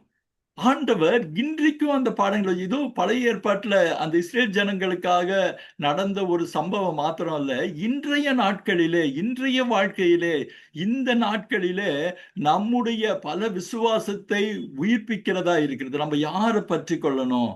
அப்போ அந்த கண்மலை கிறிஸ்துவுக்கு அடையாளம் நம்ம ஏற்கனவே பார்த்தோம். அப்போ கிறிஸ்துவை பற்றி கொள்வது நமது சிக்கல்களிலிருந்து நம்மை விடுவிக்கிற ஒன்றாக இருக்கிறது அப்படின்னு பார்க்கிறோம். இது தேவ கிருபையும் மக்கள் அவரை சந்தேகித்த அந்த நாட்களிலே சந்தேகித்திருந்த போதும் அவருடைய கிருபை பெருகுகிறதை நமக்கு காட்டுது. அன்பானவர்களே, இந்த நேரத்தில் இன்னொரு காரியம் இருக்கும். நம்ம என்ன தப்பு செஞ்சாலும் ஆண்டவர் இப்படிதான் பெருகுவாரோ, இப்படிதான் பண்ணுவாரோ அப்படின்னு பலருக்கு ஒரு ஒரு ஒரு மனசுல ஒரு எண்ணம் ஓடலாம். அவங்க தப்பு பண்றாங்க, முறுமுறுக்கிறாங்க, மோசையுடைய தலைமைத்துவத்தை அவங்க எதிர்க்கிறாங்க. ஆனாலும் எப்படி ஆண்டவர் ஒண்ணுமே அவங்களை கண்டுக்காம மோசையை இது பண்றாருன்னு. ஆனால் அன்பானவர்களே, தேவனுக்கு சித்தமானால் நம்ம என்னாகமத்துல பார்க்கும்போது இதற்கு நேரெதிரான சில காரியங்களை பார்க்கிறோம். ஒரு கோடிட்டு மாத்திரம் நான் காமிக்கிறேன். அவர்கள் அப்பத்திற்கும், அதாவது மாமிசத்திற்காக இயங்குகிற ஒரு காரியமும் என்னாகம 10 நீங்க பார்த்தீங்கன்னா, அவர்கள் திரும்பும் புலம்பும் போது ஆண்டவர், நீங்க ஒரே விதமான சம்பவங்கள், வெவ்வேறு சூழல்கள் நம்ம பார்த்தோம். அதே காடைகள் இறங்குது. ஆனா அந்த காடையை அவர்கள் வாயில் பற்களில் வைக்கும் முன்பே கோபாக்கினை நிறைவேறிற்று அப்படின்னு நம்ம பார்க்கிறோம். அதே வண்ணமாக என்னாகும் 20 இதே மாதிரி தண்ணீருக்காக போறாங்க. கண்மலை மேல ஆண்டவர் அதை நோக்கி பேச சொல்லுகிறார். ஆனா மோசே அதே கண்மலை, அதே மேரிபா, அதே இடம் பார்க்கிறப்போ ஒருவேளை அவர்களுடைய எரிச்சலூட்டுகிறது நிமித்தம் கோபப்பட்ட மோசே 2 தடவை இதை அடிக்கும் போது மோசேக்கே ஒரு தண்டனை கடவுள்கிட்ட வருது, நீ கானான் தேசத்துக்கு போறது இல்லைன்னு. அப்போ இது ரெண்டுக்குமான என்ன இடைவெளி?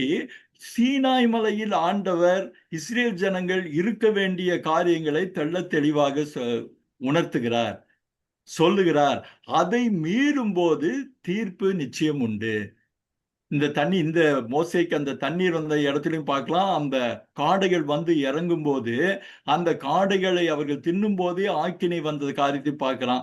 அப்போ என்னன்னா, நமக்கு இப்படிதான் நடக்க வேண்டும் என்ற பகுதிகள் நடக்க வேண்டும் ஒரு ஆணை கிடைத்த பிறகும் நம்ம அவருடைய கிருபை கிருபைன்னு சொல்லி நாம் அவருடைய வார்த்தைகளுக்கு கீழ்ப்படியாமல் நிற்கும் போது நமக்கு நாமே ஆக்கினையை வர வைத்துக் கொள்கிறோம். சரி, அது ஒரு பக்கம் இருக்கட்டும். இப்ப நம்ம ரெண்டாவது ஒரு காரியம் என்னன்னு நீங்க பாத்தீங்கன்னா, இந்த ரெதி தீமில தான் அமலேக்கியர்கள் வந்து தாக்குகிறார்கள். அப்ப அந்த அமலேக்கியர்கள் நம்ம பார்க்கிறப்போ இந்த அமலேக்கியர் யாரு அப்படின்னு நீங்க பாத்தீங்கன்னா, ஆதியாகமம் 36:12 வந்து இந்த அமலேக்கியர்களுடைய துவக்கம் இருக்குது. அதாவது இவர்கள் யாருன்னு பாத்தீங்கன்னா, இவர்கள் ஏசாவின் வம்சத்தார். 36:12 யார் இது பாருங்க. திம்னாள் ஏசாவின் குமாரன் ஆகிய எலிப்பாசுக்கு மறுமனையாட்டியாயிருந்து எலிப்பாசுக்கு அமலேக்கை பெற்றால் இந்த அமலேக்கின் சந்ததி தான் அமலேக்கியர்கள். காலாகாலமாக இஸ்ரேல் ஜனங்களுக்கும் இவங்களுக்கும் ஒரு காரியம். இவங்க வந்து ஒரு செமி நார்மாட்டிக் நோமாட்டிக் அப்படின்வாங்க. அதாவது ஓரளவுக்கு நாடோடி கூட்டத்தினரு போல. இவங்க எங்க வாழ்ந்து வந்தாங்கன்னு கேட்டீங்கன்னா, கானான் தேசம், அதாவது இவர்கள் வாக்குத்தத்தம் பண்ணப்பட்ட தேசத்தின் தெற்கு பகுதியில் அவர்கள் வாழ்ந்ததாக பல குறிப்புகள் சொல்லுது. அது மாத்திரம் இல்ல, நேகெப் பாலைவனம் மற்றும் சீனாய் வனாந்திரத்திலும் இவங்க குடியிருந்தாங்க. இவங்க இருந்ததற்கு ஒரு காரணம் என்னன்னா, அந்த வழியாக போகிற வணிக வழிகள் அவர்கள் கட்டுப்பாட்டு இருந்தா ட்ரேட் ரூட்ஸ் சொல்லுவாங்க. ட்ரேட் ரூட்ஸ்ல என்ன கட்டுப்பாட்டு இருக்க முடியும்னு கேட்டா, அந்த காலத்துல நீர் ஆதாரங்கள் யாருடைய கட்டுப்பாட்டில் இருக்கிறதோ அவர்கள் தான் ஒரு வல்லமை வாய்ந்தவர்களாக கருதப்பட்டாங்க. ஏன்னா நம்ம ஏற்கனவே பார்த்தோம், தண்ணீருங்கிறது இந்த பகுதியில எப்பேற்பட்ட ஒரு என்ன சொல்றது, ஒரு காஸ்ட்லி கமாடிட்டின்னு சொல்லுவாங்க, கிடைப்பதற்கு அரிதான. அப்போ அந்த தண்ணீர் ஆதாரங்கள் யாரிடம் இருக்கிறதோ அவர்கள் வந்து மிகவும் ஒரு என்ன சொல்றாங்க, ஒரு பவர்ஃபுல் ஆட்களாக காணப்பட்டார்கள். இப்போ இந்த பகுதியெல்லாம் இவங்களுடைய ஆளுமைக்குள்ள இருக்கிறப்போ ஒரு பெருந்திரளான ஜனங்கள் அந்த பகுதியிலே வராங்க. அதாவது இஸ்ரேல் ஜனங்கள் வராங்க. வர்றப்போ இவங்களுக்கு வந்து இவங்களுடைய பொழப்புக்கு ஆபத்து வருமோ, அல்லது இவர்களுக்கு ஒரு ஏதாவது வருமோன்ற ஒரு இதுல வந்து ஒரு சந்தேகத்தில் இதுலயும் எந்தவித முகாந்தரமும் இல்லாதபடிக்கு அவர்கள் இஸ்ரேல் ஜனங்களை தாக்குகிறார்கள். அவங்க மேல சண்டைக்கு வராங்க. அதுதான் அந்த ரெவிதீம்ல நடக்கிற சண்டை. நீங்க பாத்தீங்கன்னா, அவங்க எப்படி சண்டை போட்டாங்க, எப்படி பண்ணாங்கங்கிறத வந்து உபாகமம் 25:17-18 மோசே பின்பு அதை வந்து நினைச்சு பார்க்கிறாரு, அந்த மக்களுக்கு சொல்றாரு. அதாவது செகண்ட் ஜெனரேஷன் மக்களுக்கு வந்து அவர் சொல்றாரு. என்ன சொல்றாரு? உபாகமம் 25:17-18, உபாகமம் 25:17, உபாகமம் உபாகமம் 25:17-18. நான் அதை வேணா படிக்கிறேன். அவர்கள் நம்மை, ரொம்ப அழகா இருக்கு அந்த விஷயம்.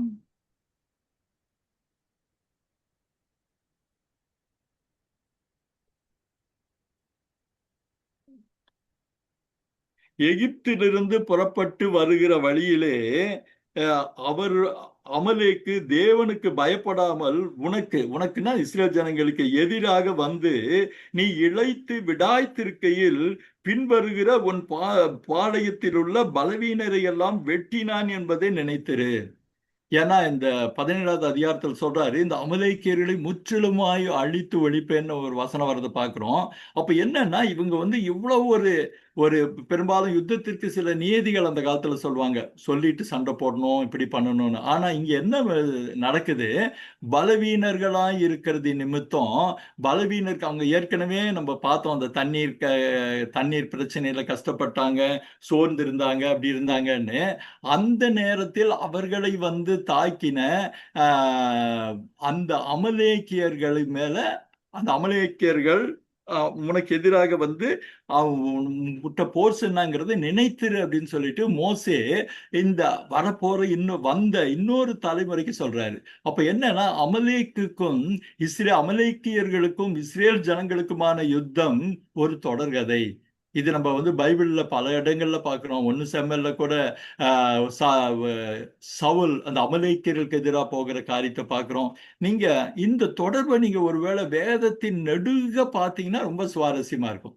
சரி, அது ஒரு பக்கம் இருக்கட்டும். இந்த அமலேக்கியர்கள் யுத்தம் பண்ணுகிற போது ஒரு காரியம், ஏன்னா எகிப்திய ஜனங்கள் இதுவரைக்கும் இந்த மாதிரி யுத்தம் பண்ணி பழக்கப்பட்டவர்கள் அல்ல. அவங்க சண்டையே போட்டதில்லை அவங்க.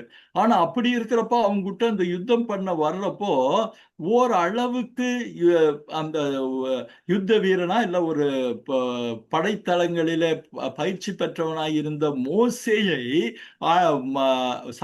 யோசுவாவை மோசே அழைக்கிறார். பாத்தீங்கன்னா யாத்திராகமம் 17:9 தான் மோசேக்கான அந்த அழைப்பு இருக்கு. யோசுவாவுக்கான அந்த அழைப்பு இருக்கிறத நம்ம பார்க்கிறோம். இந்த யோசுவாட்ட சொல்றாரு, நீங்க பாருங்க, யோசுவாட்ட ஆண்டவர் சொல்றாரு, அப்பொழுது மோசே யோசுவாவை நோக்கி, நீ நமக்காக மனிதரை தெரிந்து கொண்டு அமலேக்கோடே போய் யுத்தம் பண்ணு. நாளைக்கு நான் மலை உச்சியில் தேவனுடைய கோலை என் கையில் பிடித்து கொண்டு நிற்பேன் என்றான். அப்போ அந்த யுத்தம் கீழே நடக்குது. இவங்க சற்றே நாம் ஏற்கனவே சொன்னோம், அந்த பகுதி மலைகள் பாறைகள் நிரம்பின பகுதி. நமக்கு அந்த ரெவிதீமே கூட ஒரு பாறை அப்படின்னு தான் நம்ம பார்த்தோம் அந்த சைடு. அப்போ அவர்கள் ஒரு உயரமான பகுதியில், ஒருவேளை இதுல மலைன்னு சொல்லி ஒரு நம்ம காரியத்தை பார்க்கிறோம், ஒரு சின்ன மலை அப்படின்னு நம்ம எடுத்துக்கலாம்.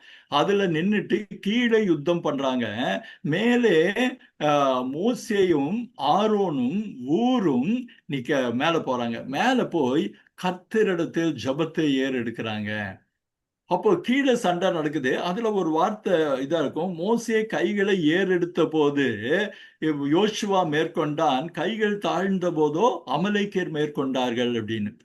நீங்க பார்த்தா ஒரு ஆச்சரியமான ஒரு விஷயம். அப்போ யுத்தத்தில் ஜெயிப்பது வெறும் சண்டை போடுவதனால் மாத்திரமல்ல. இந்த படத்தை பார்த்தீங்கன்னா ரொம்ப அழகா இருக்கும். தேவனிடத்தில் ஏறெடுக்கிற ஜபத்தை பொறுத்து வெற்றி அமையுங்கிற ஒரு ஆழமான சத்தியத்தை அவர்களுக்கும் நமக்குமா கடவுள் சொல்றார். பல நேரத்துல நம்முடைய அநேகம் காரியங்கள் என்னவா இருக்குன்னு கேட்டா, ஜபத்திற்கான இடத்தை நாம் கொடுக்காமல் போகிறோம். நம்ம செய்யற காரியத்தை விட அதற்கான ஜெபங்கள் அதை விட முக்கியம். குதிரை யுத்த நாளுக்கு ஆயத்தமாக்கப்படும், ஜெயமோ கர்த்தரால் வருன்ற மாதிரி அதுக்குன்னு சொல்லி நம்ம ஒண்ணுமே பண்ணாம இது நடக்கும்னு நான் சொல்ல விரும்பல. ஆனால் ஜபத்திற்கு கொடுக்க வேண்டிய முக்கியத்துவம் வேறு எதற்கு, அந்த ஆயத்தத்தை விட ஜபத்துக்கு ரொம்ப முக்கியம். நீங்க பாத்தீங்கன்னா இந்த ஸ்கிரீன்ல பாக்குறீங்க, தேவனை நோக்கி மோசே ஏறெடுக்கும் ஜபத்தை பொறுத்தே வெற்றிகள் அமைகிறது அப்படின்னு நம்ம பாக்குறோம். ஒரு கட்டத்துல மோசேக்கு இந்த கை வலிக்கும் போது அவர்கள் என்ன பண்றாங்க, 2 பேரும் அவனை ஒரு கல்லின் மேல் உட்கார வைத்து அவன் கைகளை தாங்கி பிடிக்கிறார்கள். அவனுக்கு பாத்தீங்கன்னா படத்துல கூட அந்த இது இருக்கு, மோசே கைகளை உயர்த்தி ஆண்டவரை நோக்கி விண்ணப்பிச்சுட்டு இருக்கிறான். கீழே இருக்கிறவங்க சண்டை போட்டுட்டு இருக்காங்க. அவர்கள் கை தாழாத வரைக்கும் யோசுவா ஜெயித்து கொண்டே இருக்கிறான். ஒரு வகையில ஒரு கட்டத்துல அமலேக்கியர்கள் தோற்று ஓடினார்கள். ஓடிட்டு யோசுவா வர்றப்பதான் நீங்க ரொம்ப அழகா ஒரு இது இருக்கு. யோசுவா ரொம்ப அற்புதமான ஒரு பாத்திரம் யாத்திராகமத்துல. யோசுவா தனி அதிகாரமே இருக்கு. நம்ம ஆண்டவருக்கு சித்தமானால் ஒரு நாள் அதை பற்றி நம்ம பார்க்க முடியும்னு நான் நம்புறேன். அப்போ இந்த யோசுவா உண்மையாலுமே பெரிய யுத்த வீரனா இருப்பானோ, பெரிய சாமர்த்தியனா இருப்பானோன்னு கேட்டா அல்ல. அவன் உங்களையும் என்னையும் போல ஒரு வகையில் அந்த ஒரு தாளந்து இருக்கலாம், ஆனால் பலவீனமான ஒருவன் அப்படிங்கிறத நீங்க யோசுவாவுடைய வாழ்க்கையின் அநேக காரியங்களை பார்க்கலாம். அதனாலதான் ஆண்டவர் ஒரு காரியத்தை, நாளைய தலைவனை உருவாக்கத்தக்கதாக ஒரு காரியத்தை சொல்றாரு. அப்பொழுது கர்த்தர் மோசேயை நோக்கி, அந்த 16வது வசனத்தை பாருங்க, இதை நினைவு கூறும்படி. எதை நினைவு கூறும்படி? நான் மேலே கைகளை உயர்த்தி நிற்கும் போது நீ மேற்கொண்டாய், நீ கர்த்தருக்காக யுத்தம் செய்து மேற்கொண்டாய் அப்படிங்கிறத அந்த காரியங்களை எல்லாம் ஒரு புஸ்தகத்தில் எழுதி யோசுவாவின் செவி கேட்கும்படி வாசி. இந்த இடத்துல இன்னொரு ஆச்சரியமான ஒரு விஷயம் இருக்கு. புத்தகத்தில் எழுதுகிற என்கிற ஒரு காரியம் வேதாகமத்திலேயே இதுதான் முதல் தடவையாக வருது. இது ஒரு ஆச்சரியமான விஷயம். நமக்கு வந்து இப்ப ரொம்ப சாதாரணமா எடுத்துக்கிறோம் பல காரியங்களை. பல வார்த்தை எழுதுறதுங்கிறதே ஒரு பெரிய விஷயம். இதுல பாத்தீங்கன்னா புத்தகத்தில் எழுதுன்ற காரியம் முதல் தடவையாக யாத்திராகமத்துல இந்த 17வது அதிகாரத்துல இந்த வசனத்துல தான் வர்றதை பார்க்கிறோம். எதுக்கு யோசுவாவுக்கு எழுதி காமிக்கணும்? அவன் காதுகள் கேட்க வாசி அப்படிங்கிறப்போ அவன் மோசே சொன்னதற்காக ஒருவேளை போய் போராடி இருக்கலாம். அவனுக்கு ஒருவேளை போராடுகிற திறமை இருந்திருக்கலாம், அது இல்லைன்னு நம்ம சொல்ல முடியாது. ஆனால் அதை விட அவனுக்கு தன்னம்பிக்கை குறைவாக இருந்திருக்கலாம். நீங்க யோசுவாவுடைய வாழ்க்கை எடுத்து பார்த்தீங்கன்னா பல இதா இருக்கும். யோசுவாவுக்கு ஒசையான்னு ஒரு பேர் இருந்தது. என்னாகமம் அதிகாரம் 1 பார்க்கிறோம்.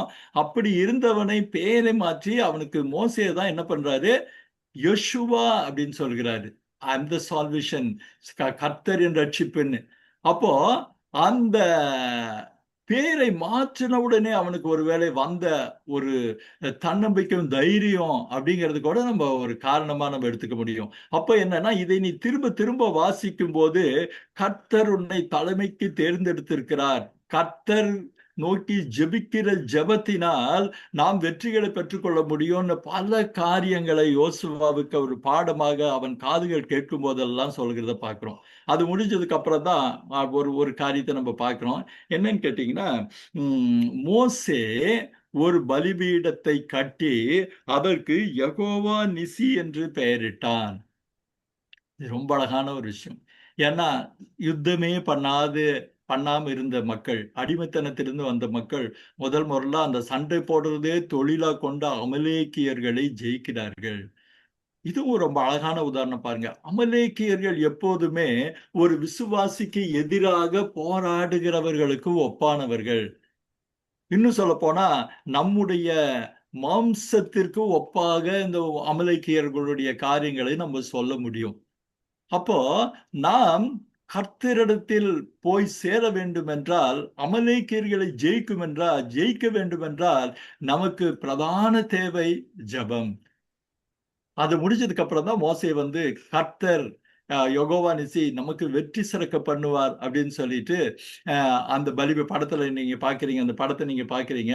பலிபீடத்தில் யெகோவா நிசி என்று பெயரிட்டு ஆண்டவருக்கு பலி செலுத்துறான். கடைசி வசனம் என்னன்னு பாத்தீங்கன்னா, அமலேக்கியின் கை கர்த்தருடைய சிங்கோசனுக்கு விரோதமாய் இருக்கும்படி தலைமுறை தோறும் அவனுக்கு விரோதமாய் கர்த்தரின் யுத்தம் நடக்கும். அதுதான் அந்த 17வது பகுதியில 14வது அதிகாரத்தில் இருக்கிற கடைசி வசனம். அன்பானவர்களே, இன்றைக்கு இன்னொரு முக்கியமான ஒரு காரியத்தை கூட உங்ககிட்ட நான் பகிர்ந்துக்கணும்னு ஆசைப்படுறேன். நான் யாத்திராகமம் 17 அதிகாரத்தை யாத்திராகமம் 17 அதிகாரத்தை நம்ம வந்து 27 வாரங்களாக நம்ம பார்த்திருக்கிறோம்.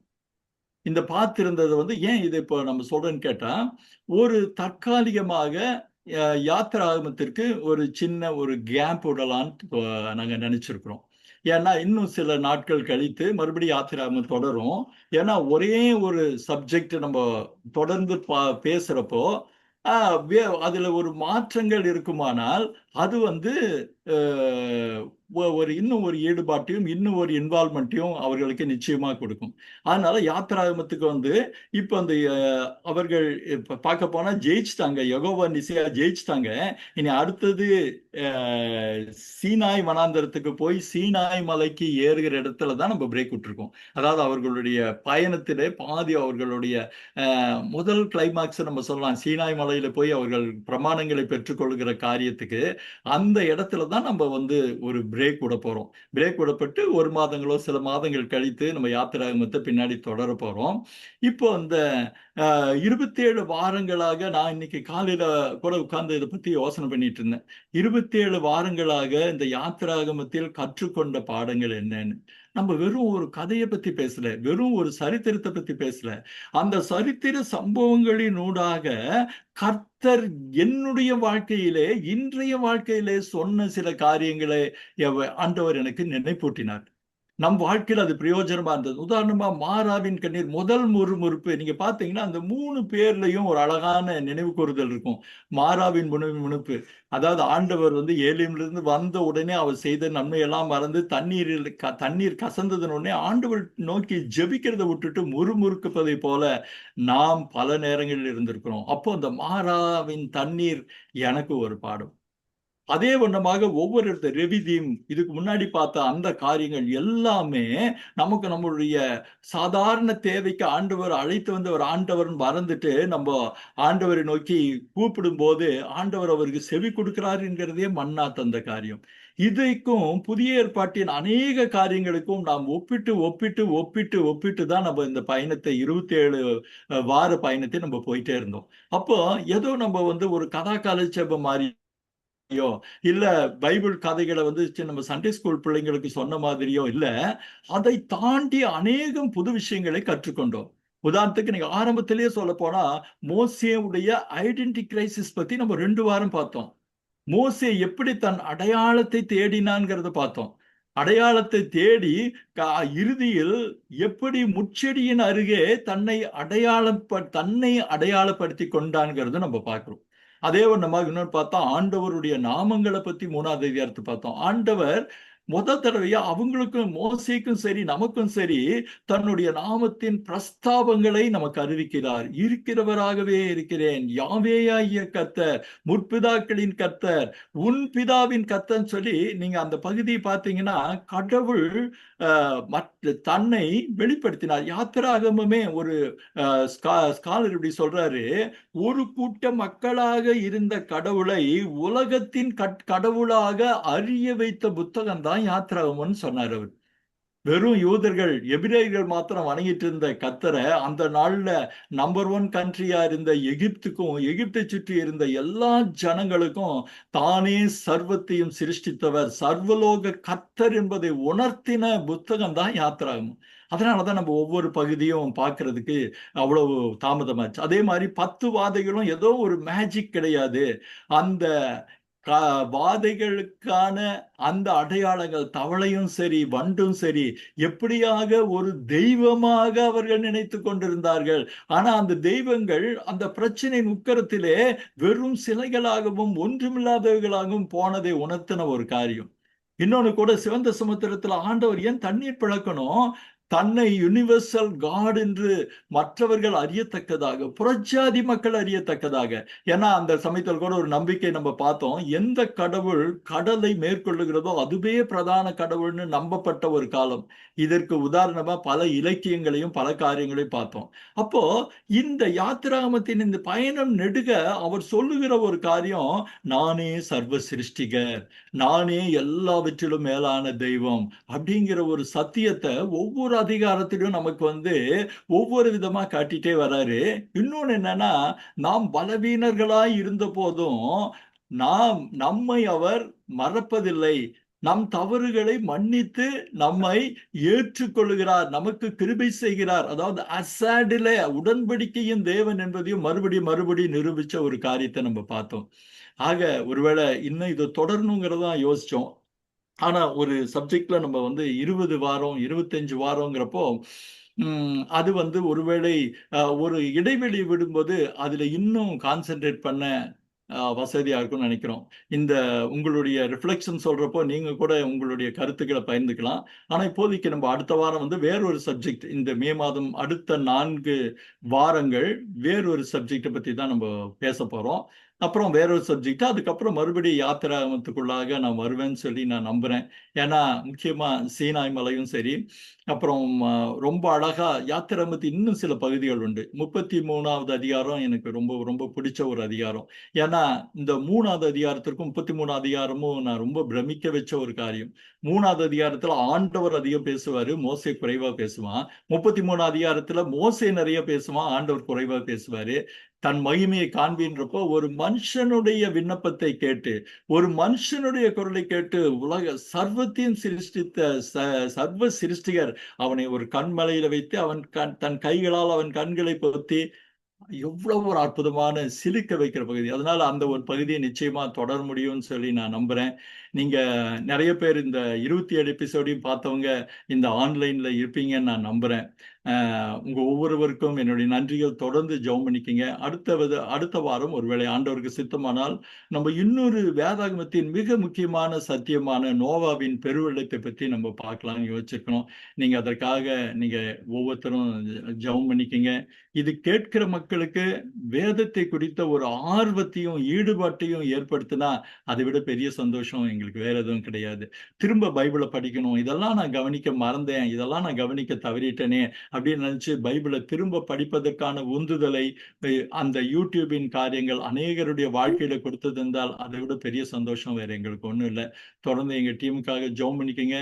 இனி இது உங்களுடைய நேரம். உங்கள் கருத்துக்களை சொல்றதுக்காக தான் என்னுடைய பகுதி கொஞ்சம் சுருக்கிட்டேன். குறிப்பா இந்த நிறைய பேர் இந்த 27 எபிசோட் பார்த்திருப்பீங்க. சில பேர் லாஸ்ட் ஒரு 5-6 எபிசோட் பார்த்திருப்பீங்க. உங்க கருத்துக்களை சொல்லுங்க. நம்ம இப்படியான ஆய்வுகள் நிச்சயமா நம்முடைய கடவுளை நெருங்கி ஜீவிக்க இல்ல நெருங்கி போக ஏதுவா இருக்குன்னு சொல்லி நான் முழு மனசா விசுவாசிக்கிறேன். ஏனென்றால் இந்த நிகழ்ச்சியிலேயே நீங்க பண்ண மாதிரி அவர் பெருகவும் நாங்கள் சிறுகவும் வேண்டுங்கிறது தான் எங்கள் டீமுடைய நோக்கம். உங்களுடைய கருத்துக்களை பகிர்ந்துக்குங்க.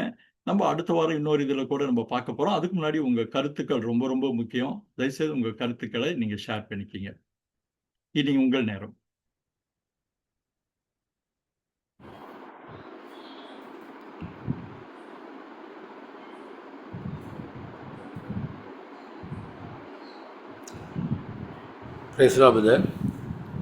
சொல்லுங்க பிரதர். ரொம்ப நல்லா இருந்துச்சு. நீங்கள் சொன்ன மாதிரி ரொம்ப அருமையான ஒரு கருத்து சொன்னீங்க. அதாவது ஒரு கூட்டத்தோட கடவுளை உலகத்தில் ஒரு கடவுளாக அறியப்பட்டது. அது உண்மைதான். நீங்கள் சொன்னது எத்தனையோ காரியங்கள் ஒரு கதமாக இருந்தால் கூட அது காட்சியோடு வளர்க்குறப்ப அது மனதில் பதிஞ்சுதுங்கிறது தான் நான் நினைக்கிறேன். ஏன்னா ஒருவேளை இதுவரைக்கும் புத்தகமாக படிச்சுட்டு போனோம், அது இல்லாமல் பிள்ளைகளுடைய முயற்சியிலையும் ஒரு ப்ரெசன்டேஷனாக கொண்டு வர்றப்போ அது தெளிவாக மனதில் பதிஞ்சு நிறைய காரியங்களை கற்றுக்கிட்டோம். அதில் ரிலேட்டிவாக நம்ம இதுலேருந்து என்ன கற்றுக்குறோம், கடவுள் என்ன நம்மளுக்கு சொல்ல வர்றாருங்கிறத இந்த அதிகாரம் முழுவதுமாக நாங்கள் தொடர்ந்து நம்ம வாட்ச் பண்ணதுனால அது நல்லா தெரியுது. அப்படியே விட்டுட்டு போகாதபடி எந்த குறிப்பில் என்ன சொல்ல வர்றாரு, இந்த காலகட்டத்துக்கு அது எப்படி இருந்துச்சு, அப்போ ரிலேட் பண்ணி பார்க்கக்கூடிய எது இருக்குது, இன்னும் கூட ஆழமாக படிப்பதற்கும் கடவுளை நேசிப்பதற்கும். அதுவும் இல்லாமல் கிறிஸ்துவை பற்றி நிறைய இடங்களில் அங்கே ரெப்ரசன்டேஷன் இருக்குங்க. கடவுள் கிறிஸ்து புதிய ஏற்பாட்டில் மட்டும் கிடையாது, முதல்லேருந்தே இருக்கார், வார்த்தை இருக்காருங்கிறது தான் ரொம்ப முக்கியமான கருத்து. அதை ஆவியானவர் அங்கே இருந்திருக்கார், எல்லாமே இருந்திருக்காருங்கிறத தெளிவாக தெரிஞ்சிருக்கு. பல காலகட்டங்கள் ஒரு நல்ல ஒரு கதை சொல்கிற மாதிரி சொன்னால் கூட அது மனதில் பதிகிற மாதிரி சின்ன குழந்தைகளுக்கு மாதிரி சொன்னதுனால அதுதான் தேவை இருக்குது. நம்மளும் சின்ன குழந்தை தான், நிறைய காரியங்களை படிக்கிறதுனால. ரொம்ப நன்றி brother. It was excellent. Thank you, brother. Thank you so much. Thank you.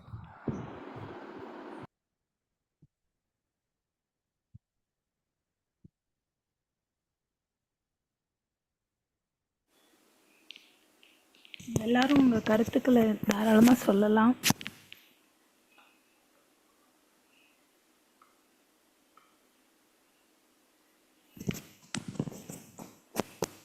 அண்ணா நானே சொல்லிடுறேண்ணா. இன்னைக்கு இது அந்த மேரி பாவின் தண்ணீர்கள் அண்டையிலன்னு சொல்லிட்டு சங்கீதத்துலலாம் அடிக்கடி வாசிக்கும்போது வரும். பட் இன்னைக்கு தான் அது உண்மையாக அதோடைய இது தெரியுது. அது அவங்க முறுமுறுக்கிறது டக்கு டக்குன்னு அவங்க மோசையோடைய தலைமைத்துவத்துக்கு எதிராக நின்றுறாங்க. இஸ்ரவேல் மக்கள் ஒரு கொஞ்ச நேரம் முன்னாடி தான் நல்லா, ஒரு 10-15 நாள் முன்னாடி தான் நல்லா பாடியிருப்பாங்க, ஆடியிருப்பாங்க, சந்தோஷமாக ஆண்டவர் துதிச்சிருப்பாங்க. எகிப்துலேயும் அவ்வளோ நன்மைகளை பார்த்தாங்க. எகிப்து மக்களுக்கெல்லாம் வாதை வந்தப்போ இவங்க பாதுகாக்கப்பட்டாங்க. அது எல்லாத்தையும் மறந்துட்டு சீக்கிரமே அவங்க நாங்கள் சாகிறதுக்கு தான் எங்களை கூப்பிட்டு வந்தீங்க, எங்கள் கால்நடைகள் நாங்கள்லாம் தாகத்தில் சாகணுமான்னு சொல்லி அவங்க கேட்டது பேசினதெல்லாம் யோசிக்கும்போது அப்போ எவ்வளோ டக்குன்னு நமக்கும் கூட அந்த மாதிரி துணிகரங்கள் வந்துடுது.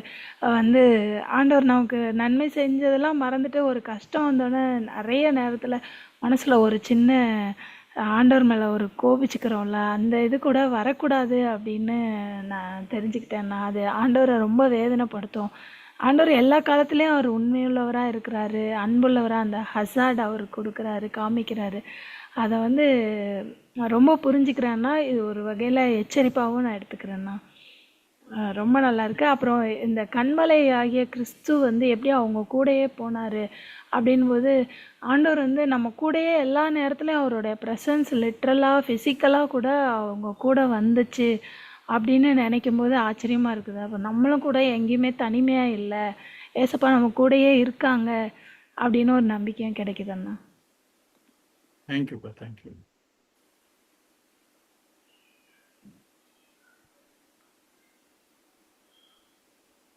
பிரதர், நான் ராஜசேகரன் பேசுறேன். சொல்லுங்க பிரதர், சொல்லுங்க. நல்லா இருந்தது. நான் நினைச்சேன் சரி இது அப்படியே தொடர்ச்சியா போகும்னு. இப்ப நீங்க ஒரு பிரேக் கொடுக்குறீங்க. நான் யோசித்தது யாத்திராமம் 25ஆம் அதிகாரத்துல இருந்து உடன்படிக்கை பெட்டியை பற்றி இருக்கே, அது ஒரு பெரிய சப்ஜெக்ட். அதை தனியா டீல் பண்ணுவீங்க, அது வரைக்கும் போகும்னு யோசித்தோம். ஆனா இப்ப மறுபடியும் ஒரு சின்ன பிரேக். நல்லா இருந்தது, நல்லா கொண்டு போனீங்க. ரொம்ப பாராட்டத்தக்கது என்னன்னா, இது மாதிரி கஷ்டப்பட்டு ப்ரிப்பேர் பண்றத வந்து ஊழியமா செய்யற பலர் வந்து ஷேர் பண்றதுக்கு யோசிப்பாங்க. நீங்க வீடியோ மாத்திரம் ஷேர் பண்ணல, பிபிடியும் ஷேர் பண்றீங்க. இப்ப நானே ஒரு இடத்துல போய் ஒரு சின்ன கூட்டத்துக்கு நான் இந்த காரியங்களை போட்டு காமிக்கணும்னா, நான் வீடியோ போட்டு காமிக்கணுன்ற அவசியம் இல்லை.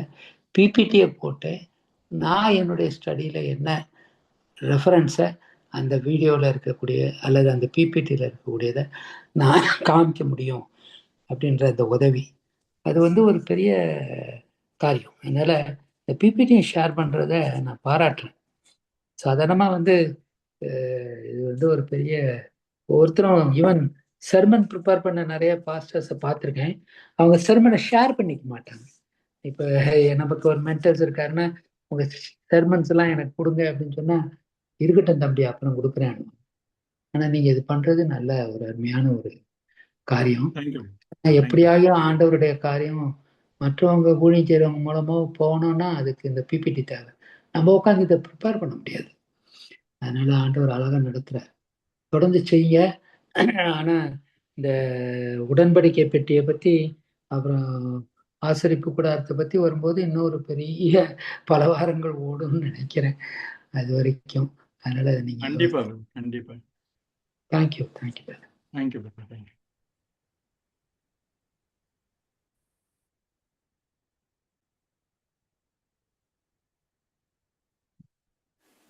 நிறைய பேர் லைன்ல இருக்காங்க, ஆனா யாரும் பேசலன்னு நினைக்கிறேன். உங்க விருப்பம். ஓகேண்ணா. சாம்க்கு வந்து இன்டர்நெட்டு சரியா இல்லைன்னு சொன்னாப்ல, லைன்லேயே இல்லை.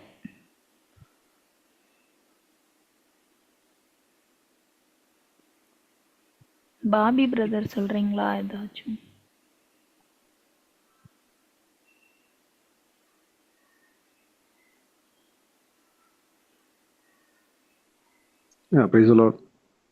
எனக்கு பேசுறதுக்கு பேசுறதுக்கு ஒன்றும் பெருசா இல்லைங்க. பிரதர் நல்லா வந்து ப்ரெசன்டேஷன் கொடுத்துருக்காரு. அதுக்கு நான் கர்த்தரை மகிமைப்படுத்த கடமைப்பட்டுள்ளேன். கர்த்தர் நல்லவர், அவர் கிருபை என்றும் உள்ளது. ஒரே ஒரு டிப்ஸ் வேணா கொடுக்கலாம். எனக்கு தெரிஞ்சதை, அதாவது நான் இலவசமாய் கற்றுக்கொண்டதை நான் இலவசமாய் மற்றொரு கொடுக்கணும். அந்த கண்மலையை வந்து மோசே அடித்த போது என் மனதிற்குள் எழுந்த ஒரு சம்பவம் என்னன்னு கேட்டிங்கன்னா, அது கிறிஸ்துவை குறிக்கிறது, பரிசுத்த ஆவியானவரையும் குறிக்கிறது. எப்படின்னு கேட்டிங்கன்னா, ஃபர்ஸ்ட் டைம் மோசஸ்ட வந்து அந்த கண்மலை அடி தண்ணீர் குறிப்பிட்டு வரும். இது வந்து பார்த்தீங்கன்னா கிறிஸ்து சிலுவையில் அடிக்கப்படுவதை குறிக்கிறது. அதனால் அவரிடத்திலிருந்து ஜீவ ஊற்று புறப்படுகிறது. எப்படின்னு கேட்டிங்கன்னா, அவர் சொல்றாரு, நான் போவேனேயாகில் தேற்றரவாளன் வரார். நான் போனாதான் அவர் வர முடியும். ஸோ அவர் போகணும்னா அவர் அடிக்கப்பட்டு அவர் உயர்த்தப்பட வேண்டும். அதே மாதிரி அவர் வாக்குத்தத்தம் பண்ணினபடியே பரிசுத்த ஆவியானவரை மக்களுக்கு அனுப்பினார். அடுத்தது வந்து செகண்ட் டைம் வந்து பார்த்தீங்கன்னா, கண்மலை கிட்ட பேசுன்னு சொன்னாரு. ஆனா மோசே பதற்றத்துல அல்லது கோபத்துல அடிச்சிட்டான். அது வந்து பாத்தீங்கன்னா, அந்த ஒரு காரணத்திற்காக அவன் வாக்குத்தத்தம் பண்ணப்பட்ட கானானை காணவில்லை. இதுதான் பைபிள் நமக்கு போதிக்கிற உண்மை. சோ இது நமக்கு என்ன உணர்த்துகிறது என்றால், அதுக்கப்புறம் நீங்க அவர்கிட்ட பேசணும். ஒரு முறை தான் அவர் அடிக்கப்பட்டார். சும்மா வந்து பாத்தீங்கன்னா தொடர்ந்து அவர் அடிக்கப்படுவதற்காக இன்று இல்லை. நான் லைட்டா வாழைப்பழத்துல ஊசி வச்ச மாதிரி பேசுறேன்.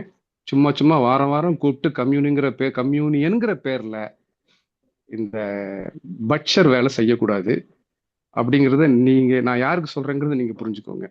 சோ அவர் ஒரே தரம் அடிக்கப்பட்டார். இன்னொரு முறை அவர் அடிக்கப்பட வேண்டிய அவசியம் இல்லை. அதற்கு பதிலாக அவருடன் பேச வேண்டும், தேவைகளை நாம் பெற்றுக்கொள்ள வேண்டும். இதுதான் நான் சொல்ல வேண்டிய சுருக்கமான கருத்து. நன்றி. Thank you. Thank you brother, thank you so much.